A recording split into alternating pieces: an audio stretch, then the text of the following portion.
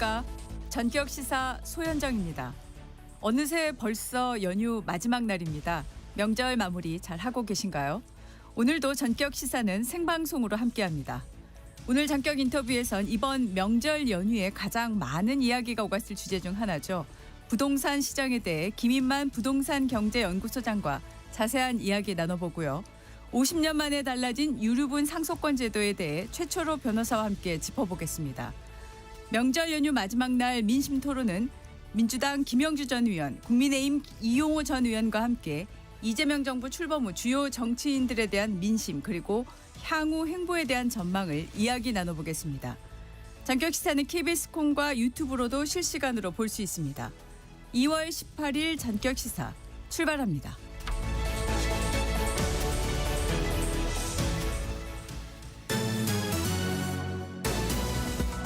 수요일 뉴스 브리핑 시작하겠습니다. 한국경제신문의 최영찬 기자, 안녕하세요. 안녕하십니까.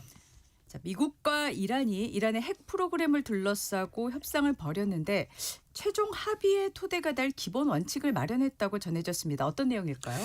예, 아직 구체적인 내용이 잘 나오진 않았는데요. 일단 미국과 이란이 그러니까 지난 6일 오만에서 협상을 재개한 지 11일 만인 현지 시간 17일 이 제네바에 있는 유엔 주재 오만 대사관 관저에서 3시간 반 협상을 벌였습니다. 네. 이 아라그치 이란 외무장관이 이제 협상 종료한 다음에 이란 국영 방송에 이 다양한 아이디어를 진지하게 논의한 결과 여러 기본 원칙에 대한 합의에 도달했다고 밝혔습니다. 구체적인 내용이 공개되지 않았지만 이 원칙들을 바탕으로 문서 초안을 일단 작성할 것이라고 설명을 했습니다. 네. 이 아라그치 장관은 지난번보다 더 건설적인 분위기였다고 강조하면서도 이것이 곧 합의에 도달할 것이라는 의미는 아니다 이렇게 말했습니다. 네. 자, 다음 협상 일정 정해졌을까요? 아직 이 차기 협상에 대해서는 일정이 정해지지 않았다고 했습니다. 이 각국에서 잠재적 합의문 초안을 마련한 다음에 이를 서로 교환하고 나서야 3차 협상 날짜를 정하게 될 것이다라고 말했습니다. 네. 그러면서 문서 초안을 작성하는 과정은 더 어렵고 상세할 것이라고 덧붙였는데요. 이란 관리들은 이번 협상이 제재 완화와 핵 프로그램 관련 기술적 문제에 중점을 뒀다고 전했습니다. 미국 월스트리트 저널은 이란이 최장 3년간 우라늄 농축 중단과 고농축 우라늄 비축 분해 제3국 이전 등 제안했다고 소식통을 인용해 보도했습니다. 네. 자, 연휴 내내 이재명 대통령 SNS에 부동산 메시지 계속 내고 있는데 이번엔 만화를 공유했죠. 어떤 내용일까요? 예, 이재명 대통령이 요즘 주로 이제 X, 옛날 트위터죠. 이걸로 소통을 하는데 어제는 인스타그램에 한 만화를 공유하면서 재미있네요라고 남겼습니다. 이 만화는 올해의 상징인 붉은 말이 땅투기라고 적힌 이 돼지를 발로 밟는 모습을 담고 있는데요. 돼지 옆에는 설마 부동산 불패 신화가 죽을리 캑 이러면서 이런 말풍선이 네. 달렸습니다. 네. 이 대통령은 또 자신의 X에 소원 성취라는 제목의 글을 올리고 이제 대한민국을 바꿀 기회가 왔다면서 부동산 공화국 극복 의지를 밝혔습니다. 네. 이 대통령의 SNS를 통한 부동산 메시지를 주고 여야 공방 계속됐는데 연휴 막바지에도 계속됐죠? 예, 일단 장동혁 국민의힘 대표가 이 대통령을 향해서 다주택자를 사회 악으로 선동하는 모습이 애처롭고 우려스럽다고 비판했습니다. 이 표 얻어보겠다고 국민을 가진 자와 못 가진 자로 갈라치는 선거 브로커 같다고도 했는데요. 이 다주택자 규제 메시지를 갈라치기로 규정하며 맹공을 퍼부은 건데 그러니까 전날 무슨 일이 있었냐면은 이 네. 대통령이 SNS에 이 장동혁 대표가 주택 6채를 갖고 있다는 기사를 공유하면서 이 장 대통령이 SNS에 이 장동혁 대표가 주택 6채를 갖고 있다는 기사를 공유하면서 이 장 대표에게 다주택자 정책 의견을 물은 겁니다. 그러면서 이제 이에 대해서 이제 이 장동혁 대표가 연이어 공격을 하고 있는 건데요. 네. 민주당도 이에 대해서 반박을 나섰습니다. 김현정 원내대변인이 설날에도 대통령을 향한 비난의 화살만 쏘고 있다. 제1야당 대표로서 매너와 품격이 없다고 비난했습니다. 네. 자, 국정원이 최근 후계 내정 단계에 접어들었다고 평가한 김정은 위원장의 딸 주혜가 행사에 참석하는 것을 넘어서서 주민들과 포옹하거나 손을 맞잡는 것 같은 이런 스킨십 행보 넓히고 있죠. 그렇습니다. 일단 김정은 위원장이 이번 설 연휴 이번 기간에 이 아버지 시신이 있는 금수산 궁전을 찾는 대신에 이 딸 주혜와 평양 아파트 준공식에 참석을 했거든요. 네. 지난 5년간 추진해온 5만 세대 주택 건설 목표를 초과 달성했다면서 당대회에서 더 큰 청사진을 예고했습니다. 네. 참고로 북한은 이달 하순에 9차 당대회를 예정하고 있죠. 예. 이때 새로운 건설 사업 목표를 제시할 걸로 보이는데, 근데 이 주택 건설 행사에서 이달 주회가 신축 주택 입주자들과 이제 직접 껴안고 축하하는 장면이 이제 딱 연출이 된 겁니다. 예. 이런 모습은 북한 주민들이 보는 노동신문에 비중 있게 보도가 됐는데 후계 구도를 각인시켜라는 것 아니냐, 이런 의도가 있다는 분석이 나오고 있습니다. 네. 관련해서 북한 매체가 북한 내 여성들의 활약상을 집중 조명한 것도 김주애의 후계 작업과 연관됐다, 이런 관심이 커지고 있죠. 예, 지금 조선중앙통신이죠. 어제 30년 가까이 근속한 무궤도 전차 여성 운전수를 애국적인 근로자라고 소개했습니다. 네. 그러니까 지난해 11월 공군절 기념식에는 이 여성 전투기 조종사들의 비행 장면이 방영되기도 했고요. 김 위원장은 이들의 비행을 치하하며 격려했고, 김주애 역시 여군들과 악수하며 존재감을 드러냈습니다. 네. 이 관영 매체들은 김일성 종합대학 여성연구자를 새 학문을 개척한 박사로 소개했고, 각종 이 국제 수상 소식도 비중 있게 보도했습니다. 이 9차 당대회를 앞두고 여성의 사회적 위상을 부각하는 흐름이 이 후계 구도의 신호탄으로 이어질지 좀 주목을 하고 있습니다. 네. 자, 러시아와 우크라이나가 현지 시각 17일 세 번째 종전 협상을 시작을 했는데, 이런 가운데 또 서로 에너지 시설을 겨냥한 공격도 계속하고 있어요. 예, 일단 먼저 3자 협상이 일단 수시 재내반이 열렸습니다. 먼저 네. 종전 협상이 정치와 군사분에 나뉘어서 5시간 넘게 진행됐고요. 일단 오늘까지 이틀간 계속됩니다. 근데 우크라이나 측은 실질적인 사안들과 가능한 결정들의 이행 절차를 좀 중심으로 논의가 이루어졌다고 했는데, 네. 이 러시아 측 가까운 소식통은 매우 긴장된 분위기였다고 전했고요. 이 러시아가 현재 우크라이나 동부의 돈바스 지역을 넘기라고 요구하고 있는데, 네네. 우크라이나는 절대 물러설 수 없다, 이렇게 맞서고 있거든요. 네. 이 최대 쟁점이 영토 문제인데, 여기서 이제 강경한 입장을 고수하는 만큼 당장 예. 획기적인 돌파구를 찾기 어려울 것이라는 관측이 나오고 있고, 네네. 이런 와중에 이제 양국이 이제 서로 에너지 시설을 공격하고 있죠. 예. 러시아가 이제 오데사를 포함한 이 12개 지역을 공습을 했고, 이 젤렌스키 우크라이나 대통령에 따르면은 미사일 29기와 드론 약 400기가 동원해서 이 민간인 9명이 다치고 주거 시설이 파괴됐다고 밝혔습니다. 예. 근데 지금 우크라이나도 만만치 않거든요. 우크라이나 러시아 크라스노다르 석유 시설을 저장 시설을 타격하며 맞대응했는데, 예예. 전쟁 자금 차단을 위해 유류 시설과 러시아 석유 운송 선단을 집중 공격한 겁니다. 이런 와중에 우크라이나 군이 최근 2년 반 사이에 가장 빠른 속도로 영토를 탈환했다, 이런 보도 나오고 있거든요. 네네. AFP 통신이 미국 싱크탱크 전쟁 연구소 자료를 분석한 결과에 따르면은 네. 우크라이나군은 지난 11일부터 15일까지 닷새 동안 러시아군으로부터 201제곱킬로미터 지역을 되찾았습니다. 예. 2023년 6월 대반격 이후에 최단 기간 기록을 한 이 최대 탈환 면적입니다. 네. 근데 이게 좀 재미있는 것이 이 러시아군의 스타링크 접속 차단, 이게 이제 이 성과 배경이라는 겁니다. 네. 이 일론 머스크가 개발한 거죠. 스타링크는 네네. 전 세계 9,000기 이상의 저궤도 위성을 운용하고 있는데, 고속통신과 데이터 전송, 높은 안전성과 이 정밀도, 전파 방해에 좀 비교적 강하거든요. 이것 때문에 전장에서 핵심 통신 수단으로 활용됐는데, 최근 러시아군이 전장에서 사용하던 스타링크 통신이 끊기면서 지휘 통제 체계에 문제가 발생했을 가능성이 크다고 연구소가 분석했습니다. 이 스타링크가 지난번 이란에서 시위가 발생했을 때도 이 접속 차단으로 많은 효과를 봤다, 뭐 이런 얘기가 나오던데 이번에도 그러네요. 그렇습니다. 그러니까 우리나라는 이제 광통신이 발달을 하다 보니까 스타링크를 잘 안 쓰는데, 예. 해외에서는 이 스타링크가 이제 위성이다 보니까 이걸 기반해서 인터넷을 굉장히 많이 쓰고 있습니다. 네네. 자, 설 연휴를 앞두고 개봉한 한국 영화들 오랜만에 흥행 소식이 들려오고 있습니다. 예, 장항준 감독이 이제 제작한 영화죠. 왕과 사는 남자. 설날인 어제 누적 관객 300만 돌파했습니다. 네. 예, 제작사인 쇼박스는 왕과 사는 남자가 지난 4일 개봉한 다음에 개봉 14일 차인 어제 누적 관객 309만 명을 넘어섰다고 밝혔습니다.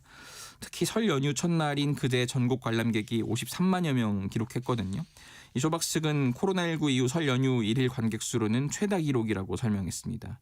유해진, 박지훈 주연의 왕과 사는 남자는 이 폐위된 단종이 강원도 영월 유배지에서 이 촌장을 비롯한 마을 사람들과 생애 마지막 시기를 보내는 이야기를 그렸습니다.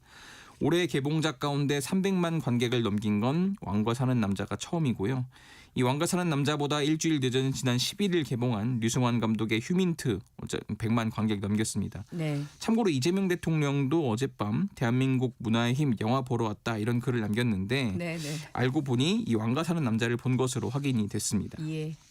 자, 한국 여자 컬링 대표팀이 밀라노 코르티나 동계올림픽에서 세계 최강 스위스의 벽을 넘지 못했어요. 그렇습니다. 여자 컬링 대표팀이 최근 좀 상승세였는데 네. 아쉽게도 이 세계 최강인 스위스와의 대회 라운드 로빈 7차전에서 5대7로 패했습니다. 네. 이로써 이제 스웨덴, 스위스, 미국에 이어서 우리나라는 캐나다와 함께 라운드 이 4승 3패로 동률을 이뤄서 공동 4위거든요. 네. 일단 오늘 선두 스웨덴과 또 맞붙고 이어서 캐나다와 잇따라 붙는데 여기서 잘해야 4강 안에 들어야 이제 4강 라운드에 들어갑니다. 네네. 조금 전에 끝난 피겨스케이팅 여자 싱글에서는 우리나라 이혜인이 기술 점수 37점 61점 네네. 그리고 이 예술 점수 32.46점으로 합계 70.07점 일단 9위로 본선에 진출했습니다. 네. 여자 싱글 프리스케이팅은 오는 20일에 열립니다. 네. 뉴스브리핑 오늘 여기까지 듣겠습니다. 한국경제신문의 최영찬 기자였습니다. 고맙습니다. 감사합니다. 전격시사 듣고 계신 지금 시각은 7시 16분입니다. 한국도로공사 연결해서 전국 고속도로 교통 상황 알아보겠습니다.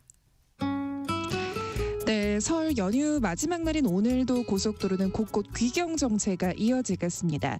특히 오후 3시와 4시 사이 이 정체는 극에 달할 것으로 보여서 이동 계획 세우실 때 잘 참고하시는 게 좋겠습니다. 지금도 이른 새벽부터는 짧게씩 밀리는 곳들이 살펴지는데요. 먼저 영남권에서 올라오는 길 45번 중부 내륙선 위로는 양평 쪽으로 선산 부근에서 한 번 또 점초 남창 일대에서 밀리고 있습니다.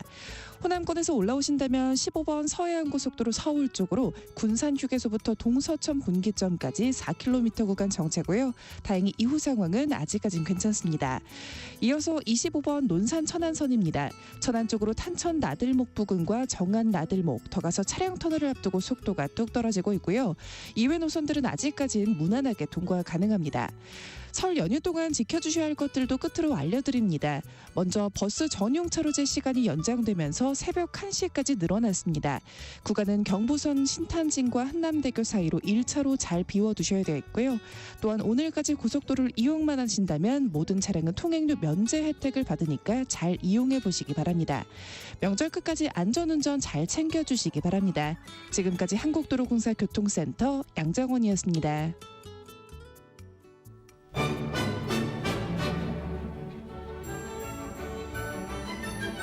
실시간 증시 현황과 전망을 발빠르게 전해드립니다. 인시각 증시 따라잡기 채슬리 투자자문의 조지한 팀장 나와 있습니다. 어서 오십시오. 네, 안녕하세요. 자, 미국 시장이요. 오늘 장 초반에는 3대 지수가 동반 하락했던데 마감 때는 모두 상승 반전했더라고요. 예, 맞습니다. 장 초반에 시장이 빠지면서 좀 불안한 모습을 보였는데 네.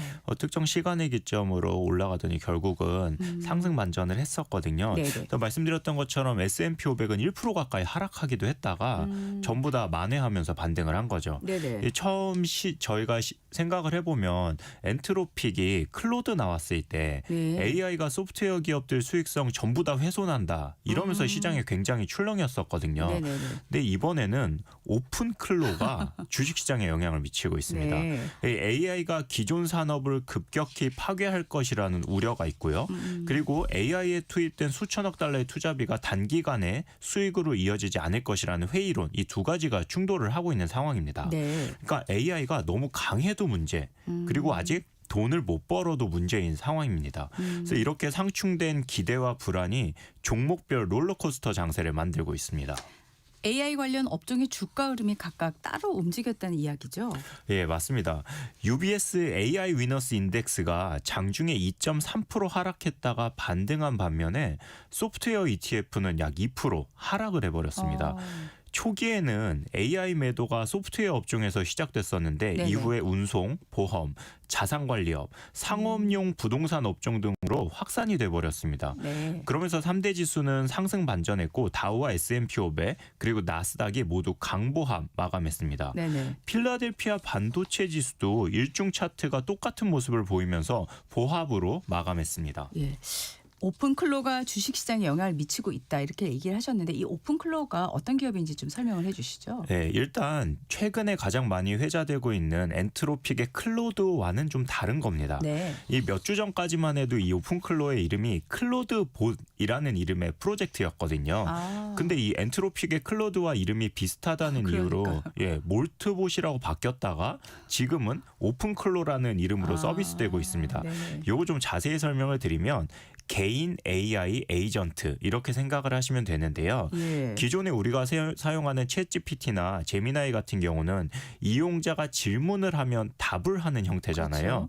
근데 이 에이전트라는 거는 사용자의 상황을 미리 알고서 행동하는 AI입니다. 만약에 제가 오늘 데이트 약속이 있다 이렇게 지정을 해두면 네. AI가 알아서 제 취향에 맞는 레스토랑에 전화를 걸어서 예약을 하는 겁니다. 예. 그러니까 개인 비서 느낌인 거죠. 네네네.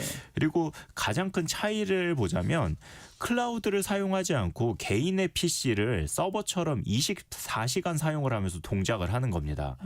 이 환경이 지금 가장 잘 구축이 되는 것이 애플의 맥 미니인데요. 네네. 이 중고 시장에서는 애플의 맥 미니가 아예 살 수 없는 상황이라고도 합니다. 풍기 현상을 보이겠다. 예, 맞습니다. 그리고 이것과 같은 맥락에서 초소형 컴퓨터 제작사인 라즈베리 파이 홀딩스의 주가가 하루 만에 36% 오르기도 했습니다. 국내에서도 이 지금 오픈클로 많이 사용을 하고 있나요? 예, 맞습니다. 이게 맥미니 같은 경우 기존에 한 80만 원 정도 중고 시장에서 거래가 되고 있었는데 이 오픈클로가 유행을 하면서 지금 다들 구하지를 못하고 있는 상황이라고 합니다. 네. 예.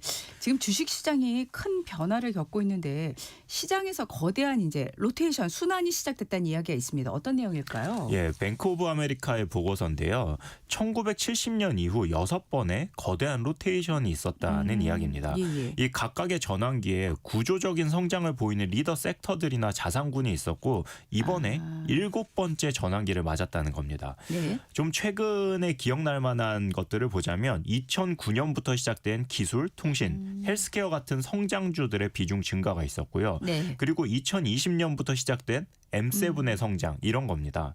근데 이번에는 미국의 대형 성장주에서 소형 가치주로의 전환이 일어나고 있고 예. 미국 시장보다는 한국 같은 신흥국 시장으로의 전환이 향후 10년에 걸쳐 일어날 것이라는 이야기를 하는 겁니다. 예. 근데 전제 조건이 좀 까다롭기는 합니다. 네. 최근에 보면 미국 시장에서 일어나는 AI 관련 투자자들이 얼마나 빠르게 수익을 가져올 수 있을지 이런 물음에서 시작된 것 같기는 한데요. 과연 미국이 그렇게 빨리 리더십을 빼앗길 것인가 이런 의문도 들고요. 신흥국 시장이 향후 10년 동안 글로벌 시장에서 구조적인 리더가 될 것인가? 이것에 대한 확신도 좀 물음표가 있기는 합니다. 네. 다만 미국에서 이런 논의가 나온다는 것 자체가 미국 예외주의에 대한 글로벌 리밸런싱이 진행되고 있다는 부분으로는 볼 수 있겠습니다. 네. 지금 미국 시장에 대해서는 투자 은행들의 의견도 많이 엇갈리는 것 같아요. 예, 맞습니다. JP 모건의 경우에는 마이크로소프트, 메타, 알파벳, 아마존 등 이런 회사들이 대규모 AI 인프라 투자가 재무적 강점에서 나오는 투자다 이렇게 평가를 하면서 향후 12개월 동안 이 투자가 53% 정도 증가할 것으로 전망을 했었는데요. 네. 반대로 매달 진행이 되는 뱅크 오브 아메리카의 펀드 매니저 서베이에 따르면 35%가 뭐라고 답을 했냐면 기업들이 과도하게 투자하고 있다 이렇게 이야기를 했거든요. 그리고 이번 서베이에서는 두 가지 정도 리스크에 대한 질의가 있었어요. 하나는 최대 테일 리스크는 무엇이냐 이런 질문이었고요. 네. 다른 하나는 AI 캐펙스가 신용 위기를 유발할 수 있냐는 질문이었습니다. 네. 그런데 이 두 질문에 대해서 펀드 매니저들이 뭐라고 답을 했냐면 25% 정도는 AI 버블을 최대 테일 리스크로 지목을 했고요. 30%의 매니저들은 AI 캐펙스가 신용 위기를 유발할 수 있다고 보기도 했습니다. 그러니까 굉장히 IB들에서 의견이 엇갈리고 있는 거죠. 그러네요. 미국 시장이 이제 빠르게 변화를 해서 그런지 의견들도 굉장히 다양해지는 것 같은데 우리 시장을 보면요. 코스피가 연초부터 꾸준하게 상승을 보여주고 있는데 이게 주가만 오르고 있는지 아니면 실적에 바탕을 둔 정당한 상승인지 어떨까요? 예, 오늘 이제 설 연휴 마지막 날이죠. 네. 연휴 끝나고 돌아와서 주식에 들어있는 투자금을 어떻게 해야 할지 고민들 하실 수 있을 텐데요. 네. 명확하게 말씀드릴 수 있는 것은 지금의 코스피 상승은 거품이 아닙니다. 주식의 가격은 그 기업이 벌어들이는 이익에 따라서 움직이는데 지금 연초 대비해서 코스피에 상장되어 있는 기업들이 향후 12개월 동안 네. 얼마나 벌어들일 수 있는지 이 이익이 36%나 상향을 했습니다. 예. 그런데 연초 대비 코스피 지수는 한 30% 올랐거든요. 그러니까 이익이 상향 조정되는 속도보다 주가의 오름세가 더 느린 모습입니다. 네.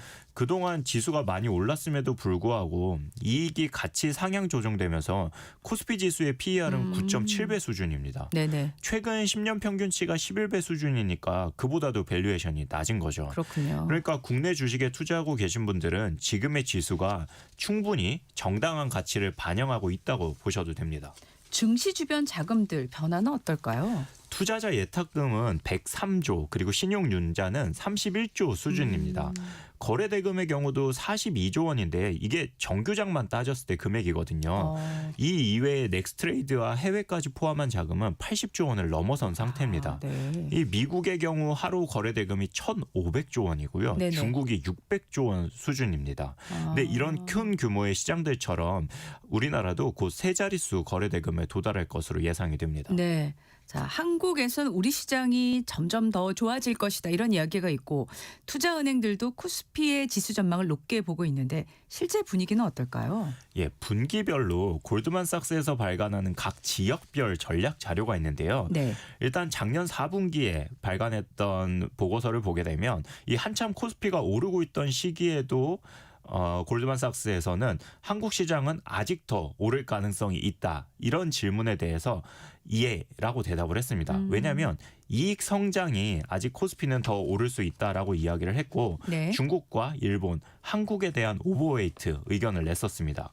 그리고 신년 들어서 앞으로의 10년 전망을 할 때도 일본을 제외한 아시아 시장의 수익률이 가장 좋을 것이라는 분석 보고서도 나왔었습니다. 네. 그리고 JP 모건의 경우는 2020년 초에 25년 초에 장기적으로 보수적인 관점을 유지했던 신흥국 시장에 대해서 이제 낙관적으로 전망을 바꿨었거든요. 네. 그리고 26년 초에는 아직 매수가 덜 이루어졌다는 분석과 함께 미국의 일부 섹터 그리고 중국, 인도 더불어서 한국을 긍정적으로 전망한다고 이야기를 했습니다. 네. 그 결과 올해 들어서도 미국의 헤지펀드들이 꾸준히 한국 시장을 포함한 아시아 시장으로의 매수가 이루어지고 있는 것으로 확인이 됩니다. 네.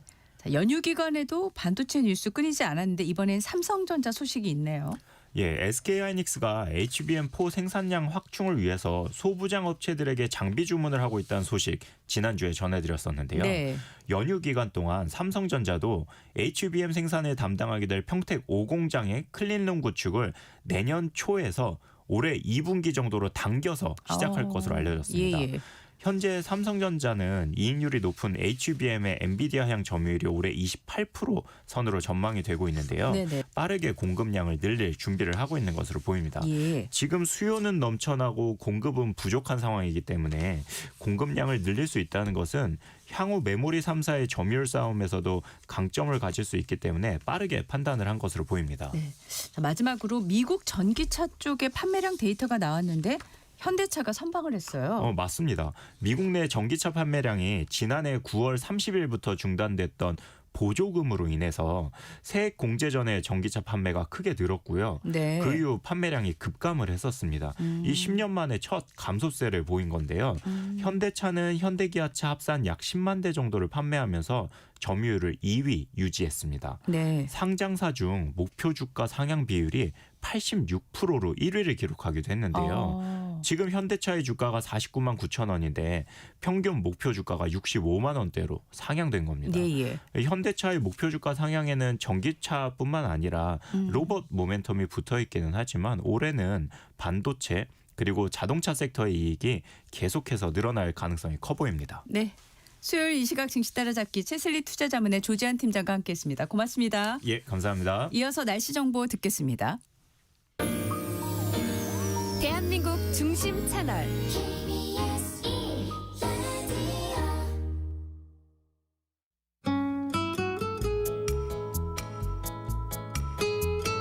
연휴 마지막 날 날씨 이설아 기상캐스터와 함께 알아보겠습니다. 어서 오십시오. 네, 안녕하세요. 오늘 아침 기온이 좀 올라간 것 같았어요. 옷차림 좀 가벼워진 것 같아요. 네, 오늘 아침 기온은 서울이 영하 0.5도 등 중부지방은 어제보다 2도에서 7도 정도 높게 출발하고 있습니다. 한낮 기온은 서울이 6도로 어제보다는 3도 낮겠지만 평년 이맘때와는 비슷하겠습니다. 이 모레 금요일까지는 아침에는 전국 대부분 지역이 영하로 떨어지는 데다 바람이 불어서 쌀쌀하게 느껴지겠는데요. 있는데요. 하지만 한낮에는 기온이 빠르게 올라가 오늘과 내일은 경상도 내륙에서 모레는 전국 내륙에서 기온의 일교차가 15도 이상 매우 크게 벌어지겠습니다. 네. 자, 건조특보는 모두 해제됐는데 영남 지역이 다시 대기가 건조해지고 있다고요? 네, 경상도를 중심으로 다시 대기가 건조해지고 있습니다. 여기에 오늘은 전국 대부분 지역에서 바람이 순간 풍속 초속 15에서 20m 안팎으로 강하게 부는 곳이 있겠습니다. 이 작은 불씨 하나가 큰 불로 번질 수 있는 상황인데요. 벌써 올해 들어 발생한 산불만 89건으로 지난해 같은 기간보다 1.7배나 증가했습니다. 네. 설 연휴에는 성묘객들이 급증하면서 평소보다 산불 발생 확률이 13배나 커진다고 합니다. 네. 입산할 때는 라이터 등 인화 물질을 절대 소지하지 말아야 하고요. 취사나 흡연 등 불씨를 만드는 모든 행위를 삼가야겠습니다. 자, 내일부터 일상으로 돌아가야 되는데 주말까지 날씨 좀 정리해 주시죠. 네, 내일부터 토요일까지는 전국이 대체로 맑겠습니다.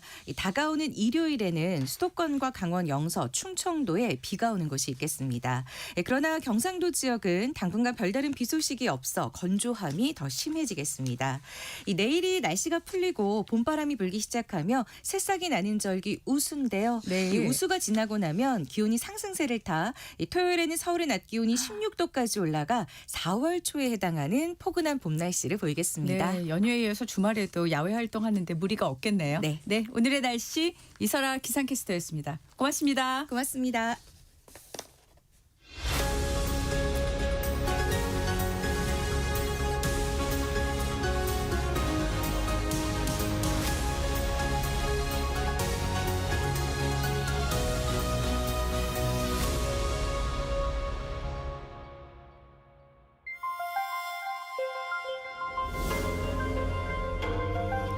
KBS 1라디오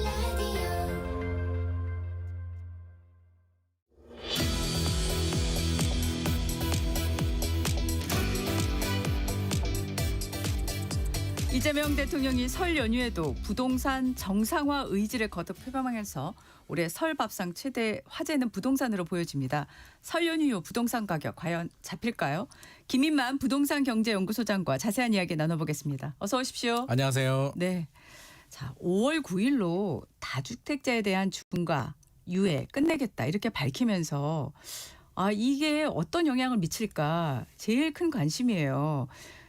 일단 다주택자 매물이 시장에 진짜 많이 나오고 있습니까? 어떻습니까? 나오고 있습니다. 안 나오면 그게 이상하지 않겠습니까? 예. 5월 9일 지나면 우리 양도세라는 게 이제 취득가액에서 판 양도가액의 차익에 대해서 세금을 내야 되거든요. 네, 예. 근데 기본세율이라고 하죠. 네. 규제가 적용되지 않으면 6에서 45%. 그러니까 최고 세율이 45%입니다. 네. 내는데 이제 규제 지역 조정 대상 지역에 2주택 가지신 분이 팔게 되면 네. 20%포인트가 더 붙죠. 65%. 지방세까지 붙이면 71.5%가 되고요. 그렇죠. 3주택자들은 이제 최고 82.5%까지 되니까 이제 큰일 납니다. 이제 못 네. 팝니다. 한마디로. 80%는 좀 너무하지 않아? 그러니까 5월 9일 전에 미리 팔아라고 하는 게 이제 데드라인이 딱 걸려 있기 때문에 네. 마음이 굉장히 급하고요. 네. 매물이 나올 수밖에 없습니다. 매물 현황을 보니까 예, 이제 예. 한 달 전과 지금을 좀 비교해 보니까 예. 서울이 13.2% 정도가 증가한 거로 나옵니다. 네. 64,231건으로 조사가 되고 있는데요. 지역별로도 온도 차이는 좀 있는데 네. 뭐 성동구, 송파구 같은 경우는 30% 이상 이제 매물이 좀 많이 늘어났습니다. 그래서 예. 1차 작전 매물이 나오게 하는 데는 성공했다라는 네네. 게 이제 제 평가고요. 네네. 왜냐하면 입주 물량이 부족한 상태에서 매물이 나오게 되면 공급을 늘리는 효과가 있기 때문에 네네. 1차 작전은 성공인데 이게 이제 지속 가능하냐는 앞으로의 고민거리입니다. 데드라인이 5월 9일까지고 규제 지역은 토지거래가 구역이 걸려 있잖아요. 그러니까요. 그러면 사실은 이게 5월 9일까지 계약서를 네. 써야 돼요. 네. 계약서가 있고 계약금을 입금해야 내야죠. 되는데 네. 토지거래가 구역은 허가를 받아야만 계약을 그렇죠. 쓸 수 있거든요. 그러면 허가 받는 시간이 네네. 매매 예약서를 작성하고 허가 받는데 이게 사람이 몰리게 되면 시간이 더 걸리거든요. 보통 한 2, 3주 정도 걸리는데. 네네네. 그렇게 따지면 적어도 4월 중순까지는 매매 예약서를 작성해야 되니까 이제 2달 딱 남았습니다. 네네. 그러니까 2달 안에 매물을 빨리 내놔야 되고 이제 거래도 돼야 되는데 저는 호가도 좀 내려가지 않을까 생각은 하고 있습니다. 그래서 이 2달 데드라인 중에서 지금 중요한 건 이제 집을 사려는 분들이 이것도 사주면은 거래가 되는데 집 사려는 분들이 또 관망을 많이 하더라고요. 분위기가 이렇게 되다 보니까 좀 기다려 볼까? 한 달 전만 하더라도 계좌 나오면 연락 주세요 하시는 분들이 잠깐만요. 저는 기다릴게요. 지금 기다리고 있기 때문에 실제로 계약까지 이어지기는 거래량 자체는 폭발적으로 늘어나기는 좀 어려울 것 같고요. 집주인들이 호가를 얼마나 내리느냐가 이제 관건이 될 것 같습니다. 호가가 좀 내려가고 있는 분위기인가요? 호가도 뭐 살짝 내려갔습니다. 한 살짝이요? 5천만 원에서 1억 정도는 내려간 것 같은데 아. 집을 사려는 매수자들은 그런 거죠. 네네. 야, 2년 전보다 한 10억 올라갔는데 5천만 원 1억 내리는 게 내리는 거냐라는 반응을 보여주고 있기 그러니까요. 때문에 그런 집주인들은 말이. 실질적으로 좀 더 내려야 되는데 이게 양도세를 아끼기 위해서 파는 거다 보니까 네. 과연 얼마까지 내릴 수 있느냐가 이제 관건인데 제가 제 생각에는 한 10% 정도는 내려갈 수 있는 여지가 있을 것 같은데 이게 뭐 20% 30% 이렇게 뚝뚝 떨어지기는 어려울 것 같고요. 네네. 일본 뉴스를 보게 되면 뭐 30% 이상 떨어진 금매가 나왔다라고 하는데 네. 제가 팩트 체크해 보니까 그거는 직거래 어떤 가족끼리 특수거래지 실제로 그렇게 내려온 매물은 없는 거로 파악을 하고 있습니다. 그러니까 지금 나온 기사를 제가 들고 왔는데 이달 들어서 2월 달 들어서 서울 아파트 매매 계약 10건 중에 9건이 15억 원 이하라고 이제 이런 보도가 나왔어요. 네네. 그래서 이거와 다주택자 매물과 이렇게 생각을 해봤는데 네. 기본적으로 다주택자들이 싼 거부터 먼저 팔지 않겠습니까? 똘똘한 할채를 남겨놓고요. 그래서 지금 대출 여력 등 이런 걸 생각을 할 때 지금 앞서 얘기해 주신 뭐 그 성동 송파의 한 30% 매물이 증가했다라고 얘기를 하셨지만 이렇게 좀 이른바 상급지로 표현을 해도 되겠죠? 이 네네네. 지역들은요. 그럼요. 이 지역들 외에 외곽 지역부터 매물이 좀 나오고 호가도 좀 반영되지 않을까 이런 생각을 하는데 맞을까요? 어떻습니까? 뭐 저는 한 70%는 맞다고 생각합니다. 틀린 왜냐하면 30%는 뭘까요? 그럼? 일단 매수자들이 중요하거든요. 네네네. 근데 강남 쪽도 매물이 나오잖아요. 매물이 나오는데 이게 대출이 20억 넘어가게 되면 2억이 나오다 보니까 그러니까요. 현금이 뭐 50억 아파트를 살려면 취득세까지 하게 되면 현금이 50억 정도 있어야 되는데 지금까지 현금이 50억 있는 사람이 집을 안 샀다는 건 어떤 의미일까요? 구매 욕구가 낮고 위험 회피 성향을 가지신 분들. 나는 굳이 지금 집을 안 사도 돼 하시는 분들인데 네네. 그분들이 지금 네. 같은 분위기에 네네. 용감하게 예. 지금까지 안 사다가 예. 지금 살 가능성은 저는 크지 않다라고 보고 있고요. 네. 15억 아래로 내려가게 되면 대출이 6억까지 나옵니다. 그러니까 집 계약이란 건 네. 팔려는 사람과 사려는 사람이 이제 의견 합치가 돼야 되는데 네. 15억 아래 구간은 매수자들도 네. 적극적으로 움직이는 구간에 해당이 되다 보니까 이제 예. 거래가 많이 되는 거고요. 네. 팔려는 분들은 역시 이왕이면 많이 오른 강남 아파트보다 다른 것도 좀 저렴한 걸 파는 게 유리하지 않을까라는 생각을 가지고 있기 때문에 네. 15억 아래 구간들이 아무래도 거래가 좀 더 활발한 것 같습니다. 네. 자 그리고 이 매매뿐만 아니라요. 전세나 월세 시장에도 이 영향이 좀 있을까요? 어떻습니까? 전세 월세 시장 또 영향은 저는 있으리라고 생각을 합니다. 근데 네. 그게 이제 즉각적으로 나타나지는 않습니다. 예. 왜냐하면 예. 대부분 전세 계약은 이미 계약을 맺고 살고 있잖아요. 네네. 그러니까 살고 있는데 네. 이게 뭐 규제가 나왔다고 해서 살고 있는 집을 바로 팔 필요는 없는 거니까 네. 일단 즉각적으로 영향을 나타나지는 않는데 이제 서서히 저는 영향이 나타나리라고 생각을 하고 있고요. 이번 내용을 보더라도 5월 9일까지 이제 계약을 하면 되는데 다주택자들이 전세 준 집을 토지거래가구역에 묶어서 못 팔게 해놓고 어떻게 하라는 거야? 라는 비판의 목소리가 있으니까 정부가 전세 끼고 사도 돼. 단 그러니까요. 최대 2년까지만 인정해 줄게라고 하거든요. 예, 예. 그 2년이 무슨 의미냐면 세입자의 계약갱신 청구는 인정 안 해준다는 의미입니다. 그렇죠. 그렇네요. 그렇죠. 작년에 전세 계약하신 분은 앞으로 4년 그러니까 지금부터 3년 시간이 남았다고 생각했는데 그 집이 5월 9일까지 전세 끼고 거래가 되게 되면 나는 이제 1년만 남은 거니까 세입자의 주거 안정에 어떤 식으로도 저는 영향을 줄 수밖에 없다고 생각합니다. 그게 즉각적으로 나타나느냐 앞으로 시간을 두고 나타나는 문제이기 때문에 뭐 정부에서는 문제 없다라고 하지만 저는 문제 없다라고 단정 짓지 마시고 세입자들이 지금 상당히 불안해하고 있으니까 면밀하게 원점에서 세입자들 주거 안정에 불안이 되는 요소들은 뭔가를 한번 더 체크를 하고 보완 대책도 같이 마련이 돼야 되지 않나 생각을 하고 있습니다. 최근에 주택 시장을 아파트 시장을 보면 그래서 그런지 월세 거래가 더 늘어난 것 같아요. 체감적으로 어떨까요? 월세 거래는 저는 앞으로도 더 늘어나리라고 생각합니다. 이게 네. 시대 흐름 자체가 이제 우리나라에만 이제 전세라는 제도가 존재를 하고 있는데 그러니까요. 이게 전세가 이제 대출 규제가 잘 안 나오잖아요. 지금 신축 아파트들도 이제 입주를 하려고 하면 주인들이 잔금을 치는 방법이 자기 자본으로 하거나 대출을 받거나 받아서, 네. 세입자 전세금을 받는데 세입자 전세금을 받아서 잔금을 치려고 하면 갭 투자라고 해서 세입자가 대출이 안 나옵니다. 소유권 이전 조건부 전세 대출 금지라고 하는데 네네. 세입자가 대출이 안 나오면 세입자가 할 수 있는 방법은 월세로 가거나 아니면 그냥 포기하는 방법이 있거든요. 네네. 그러다 보니까 이제 전세는 규제가 전세 대출도 잘 안 나오고 집주인 입장에서도 전세금 받아서 옛날에는 주택 수를 늘렸잖아요. 그렇죠. 하나 더 사고 했는데 네. 문재인 정부 이후부터는 집을 많이 가지게 되면 불이익을 당하기 때문에 요즘은 똘똘한 한 채가 트렌드거든요. 그러다 보니까 집주인은 전세금 받아서 크게 메리트가 없습니다. 최근에는. 그러다 보니까 월세로 전환하는 집주인들이 좀 많이 늘어나고 있고 네. 또 생각하는 게 야, 이러다가 보유세 올라가겠지? 문재인 정부 시절에도 양도세 중과세하고 보유세도 올렸으니까 네. 이번에도 보유세 올릴 거야라고 이미 시장은 예상을 하고 있고요. 예상하는 분들 중에는 난 전세 필요 없어. 그냥 월세 돌리고 월세 받아놨다가 나중에 보유세 내야 되겠어라고 하시는 분들도 실제로 계시고 있기 때문에 네. 여러 가지로 전세 시장은 불안해질 수밖에 없고 월세 전환 속도는 저는 좀 빨라지지 않을까. 2020년만 하더라도 이제 월세의 비중이 한 40% 정도 됐는데요. 지금 60% 정도 되거든요. 그래서 점점 늘어나는 추세고 네. 또 좋게 말한다면 대한민국이 선진국이기 때문에 예. 사실 전세는 약간 사금융이잖아요. 집주인한테 돈을 빌려주는 성격이다 예, 보니까 예. 앞으로는 그냥 월세로 가는 게 어떻게 보면 선진국 입장에서 본다면 선준화된 주거 문화로 간다라고 해석을 할 수는 있으나 우리 세입자 입장에서는 그래도 전세가 좀 더 유리한 제도이기 때문에 저는 전세 월세가 같이 좀 공존을 하면 좋지 않을까 생각을 하고 있습니다. 네. 제가 가정인데요. 매매를 하는 분들이 네. 집을 사겠다 지금 올해 한다면 5월 9일, 6월 3일 지방선거 등등의 중요한 이벤트가 있는데 네. 어떻게 전망하고 움직여야 될까요? 집을 사려는 분들, 네. 집을 사려는 분들이라는 얘기가 저는 두 가지 전제 조건을 이제 하고 싶은데요. 네. 하나는 내가 필요한 분들, 집이 지금 필요해 하시는 분들이 있고 네. 두 번째는 자금 계획이 이제 연끌하면 안 됩니다. 어떤 경우라도 연끌은 바람직하지 않기 때문에 네네. 자금이 되고 필요한 분들이라면 저는 4월 중순 아까 제가 말씀드렸잖아요. 집주인들도 이제 4월 중순 아마 3월 말 4월 초 정도 되면 마음이 급할 거거든요. 팔아야 되는 분들이 분명히 계시기 때문에 네네. 호가가 지금보다는 더 내려가리라고 생각을 하고 있기 때문에 필요한 분들은 그렇게 내 집 마련하시면 됩니다.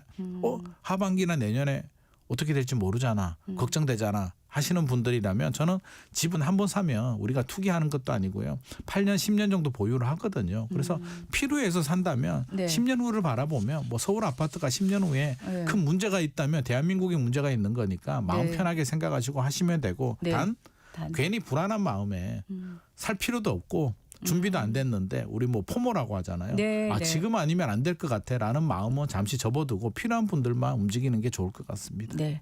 6.3 지방선거 얘기를 꺼낸 이유가 네. 과연 어느 당이 6.3 지방선거에서 특히 이제 서울만 놓고 볼게요. 네네. 서울시장이 누가 되냐에 따라서 이 아파트 시장, 부동산 시장도 크게 영향을 받지 않겠어 이런 생각들 하시거든요. 어떻게 영향을 보세요? 받을 수는 있죠. 네. 근데 이제 물론 뭐 시장이 안 바뀌면 네. 사실은 정책은 바뀔 건 없는 거니까 이제 그대로 가는 거고요. 네. 바뀌었을 때를 가정을 해보게 되면 예. 아마 많은 분들 머릿속에 아마 박운순 전 서울시장 시절이 좀 많이 생각이 날 것 같습니다. 그때는 재건축 재개발 정비 사업을 많이 억제를 했거든요. 예, 예. 젠트리피케이션이라고 원주민들이 이제 쫓겨나가는 네. 걸 막기 위해서 예. 뭐 층수도 50층 안 돼. 35층만 해. 한강 예. 뷰를 왜 니들만 다 독점하니? 이렇게 많은 규제들을 했기 때문에 재건축 재개발이 잘 안 됐습니다. 그래서 네네. 뭐 차기 시장이 누가 될지는 모르겠으나 그런 규제 재건축 재개발을 억제를 한다면 정비 사업은 많이 위축이 될 것 같고요.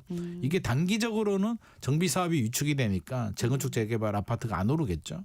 일시적으로는 집값이 안정될 수는 있는데 또 장기적으로 보게 되면 또 공급이 안 되는 또 부작용이 생기기 때문에 네. 저는 누가 되더라도 합리적으로 너무 투기는 부추기지 않되 또 공급은 할 수 있는 그런 합리적인 정책을 하시는 분이 시장이 되면 좋을 것 같습니다. 네. 보유세 언급을 하셨어요. 네. 보유세 인상이 결국 될 거라는 생각들을 많이들 하시는 것 같아요. 그래서 요새 증시뿐만 아니라 부동산 시장도요. 모든 게 다 선반영돼서 네. 움직이는 것 같다고 생각이 드는데 네. 보유세 인상 가능성 어떻게 보세요? 저는 뭐 99%라고 보고 있습니다. 네. 왜냐하면 이제 양도세를 올렸잖아요. 양도세를 올리면은 사람들 마음이 이제 두 가지일 겁니다. 5월 9일 전에 팔아야 돼. 5월 9일이 지나면 3주택자들은 82.5% 내고는 나는 못 팔 것 같아라고 하면 이제 안 팔잖아요. 네. 그걸 매물 잠김 현상이라고 하거든요. 네. 팔아야 되는 분들도 안 팔게 되면 입주 물량도 부족한데 매물이 안 나오게 되면 시장에 또 공급이 또 공급 절벽이 줄겠죠. 생기기 때문에 예. 그럼 어떻게 해야 됩니까? 보유세를 올려서 너 부담스럽지? 너 감당 능력도 안 되는데 왜 많이 가지고 있니? 빨리 팔아라는 압박을 주려면 결국에는 보유세를 올려야 되고요. 세수 증가 효과도 있기 때문에 올리는데 이게 어느 정도 올리느냐가 이제 관건입니다. 예. 많이 올리게 되면 이제 조세 저항이라는 게 생깁니다. 어느 누구라도 네. 뭐 사실은 뭐 여당 지지자들도 세금이 많이 올라가게 되면 기분 좋은 사람은 없을 수는 있기 때문에 예. 과거 우리 2022년 대선 생각해 보게 되면 그때 80만 표 차이로 뒤집어졌는데 이제 여당에서 분석한 결과를 보게 되면 2020년 국회의원 선거와 2022년 대선 결과가 보유세를 많이 올린 지역에서 색깔이 바뀌었더라라는 결과를 받아봤거든요. 그래서 그 부분에 대한 아마 고민거리가 있을 겁니다. 그래서 네. 지금 또 어떤 확답을 주지 않고 있고 야 시장 상황을 보면서 우리 가급적이면 안 하고 싶은데 집값이 올라가면 우리가 할 수밖에 없어라는 경고를 주는 정도인데 저는 결국에는 올리긴 올리는데 어느 정도 수준까지 올릴지가 이제 관건이 될 것 같습니다. 제일 또 많이 거론되는 게 투자 목적 비거주 1주택자를 겨냥한 장특공제 손질 가능성. 이 말도 어려워요. 이거 어렵죠, 될까요? 어렵죠. 네. 네. 뭐 저는 대통령께서 이게 방향을 설정했기 때문에 네네. 이미 뭐 용역 주고 검토를 하고 있다라고 생각하는데요. 이게 어떤 의미냐면 예. 우리가 집 하나 가지고 있으면 이제 2년 보유 규제 지역은 2년 거주하게 되면 양도세를 비과세를 해주는데요. 12억까지만 비과세를 해줍니다. 집값이 12억까지만. 네네. 그러면 집값이 50억, 60억 되면 양도세 비과세라는 게 큰 의미가 없잖아요. 그렇죠. 그래서 주는 혜택이 장기 보유 특별공제입니다. 오래 가지고 있으면 내가 혜택을 줄게라고 해서 MB 정부 때 10년 보유하게 되면 그때는 아마 15년이었던 것 같은데 아무튼 80%까지 혜택을 주다가 지금은 10년 보유하면 40% 깎아주고요. 10년 거주하면 40%를 깎아줍니다. 10년 보유, 10년 거주. 네, 근데 여기서 이제 거주에 대해서 좀 더 혜택을 줄이겠다. 거주하지 않는 집은 니들 왜 가지고 있니? 네네. 그러니까 서울이 매물이 없는 거 아니야라는 이제 의미 때문에 좀 줄이려고는 하는데 어느 정도 수준까지 줄일지는 또 비판의 목소리는 있죠. 아니 집 하나 가지고 내가 살다가 잠시 애가 다 커가지고 전세 주고 다른데 전세 살 수도 있는 거지. 특히 고령층 중에서 좀 계시는 것 같아요. 이런 그런 거. 분들도 계시고요. 예. 그래서 1주택을 가지고 과연 이런 게 맞느냐 안 맞느냐는 여전히 논란거리로 남아 있는데 네. 지금은 아마 거주를 하지 않으면 혜택을 좀 줄이는 방향으로 아마 용역 검토를 하고 있는 걸로 알고 있습니다. 네. 그러면은 언제쯤 이것도 발표될까요? 지방선거는 끝나야 될 것 같고요. 선거 이제 이후에요. 이후에 이제 7월 세제 개편안에 포함되느냐 안 되느냐가 문제인데 아마 그렇군요. 그거는 좀 관건이 될 것 같고요. 네네. 지금 어떤 결과가 나올지는 일단 뭐 정치적으로도 민감한 문제이기 때문에 네네. 일단 지방선거 이후라고 알고 계시면 될 것 같습니다. 지방선거 이후에 장특공제도 손질이 될 것이다. 저는 대통령께서 메시지를 던졌으니까 이걸 네. 안 할 수는 없다라고 생각하고 있습니다. 네네. 자, 공급 측면에서 정부가 129 공급 대책을 내놓으면서 서울 수도권에 6만 가구 공급하겠다고 했는데 이게 지금 건물이 올라가는 건 한 2030년은 돼야 볼수 계획처럼 됐을 때. 됐을 때. 네.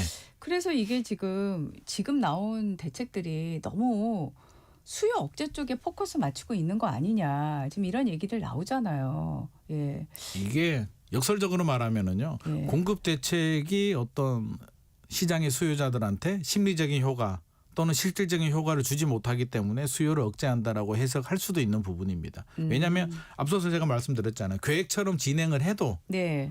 2030년 대부분 착공이 들어가거든요. 이후에 착공이 들어가니까 완공은 2033년인데 네. 문재인 정부 시절에도 똑같이 했거든요. 거의 네. 비슷하게 했는데 하나도 네. 못했습니다. 그래서 문재인 정부 시절은 실적이 제로였고요. 이번에는 과연 몇 %까지 끌어올리느냐가 이제 관건인데 물론 세상에 100은 없으니까 네네. 많이 잡아서 저는 50% 정도 이재명 대통령의 추진력이 있으니까 네네. 한 50% 잡아도 사실 서울이 32,000호거든요. 32,000호에 50% 잡으면 16,000호가 계획처럼 진행이 되더라도 네네. 실제로 임대 물량 빼고 나면 시장이 만족할 만한 물량이 되기는 좀 역부족이기 때문에 네. 수요 억제에 좀 더 집중을 하지 않나 그렇게 이해를 하고 있습니다. 예. 자, 지금 또 관심이었던 게 이 임대사업자 대출 문제이지 않습니까? 네. 예, 등록임대사업자 대출 이거 공정하냐 화두를 대통령이 던졌잖아요. 네네네. 그래서 연휴 전에 이미 금융기관에서 이거를 지금 손보기 위해서 회의를 했다. 보도가 나왔고 무슨 내용을 했는지는 아직 안 나왔고요. 연휴 후에도 지금 다시 회의를 소집한다 나오고 있는데 이 임대사업자 대출을 조이는 부분 이게 시장에 어떤 영향을 미칠까요? 지금 임대사업자 같은 경우는 이제 한마디로 취지 자체는 그런 겁니다. 공공이 원래 이제 싱가포르처럼 공공 임대를 많이 하면 좋은데 우리는 옛날부터 돈이 없었기 때문에 이제 그렇게 하지는 못했고요. 민간한테 맡기는데 임대료를 많이 올리게 되면 한마디로 전세금을 많이 올리게 되면 세입자 주거 안정이 불안해지니까 네. 예를 들어서 뭐 한 8년 정도 의무 보유 기간을 주고 8년 동안 연 5% 이내로 거의 안 올리면 세제 혜택을 줄게. 라는 게 임대사업자 제도의 취지거든요. 네. 세입자는 전세금이 안 올라가니까 좋고 집주인은 세제 혜택을 받아서 좋고 네네. 정부 공공은 우리가 아파트를 지어야 되는데 그냥 세제 혜택만 주는으로써 세입자의 주거 안정을 또 꾀할 수도 있기 때문에 서로가 좋은 정책이었는데 집값이 올라가면 문제가 됩니다. 이걸 최초 설계할 때 집값이 안정될 때 설계를 했거든요.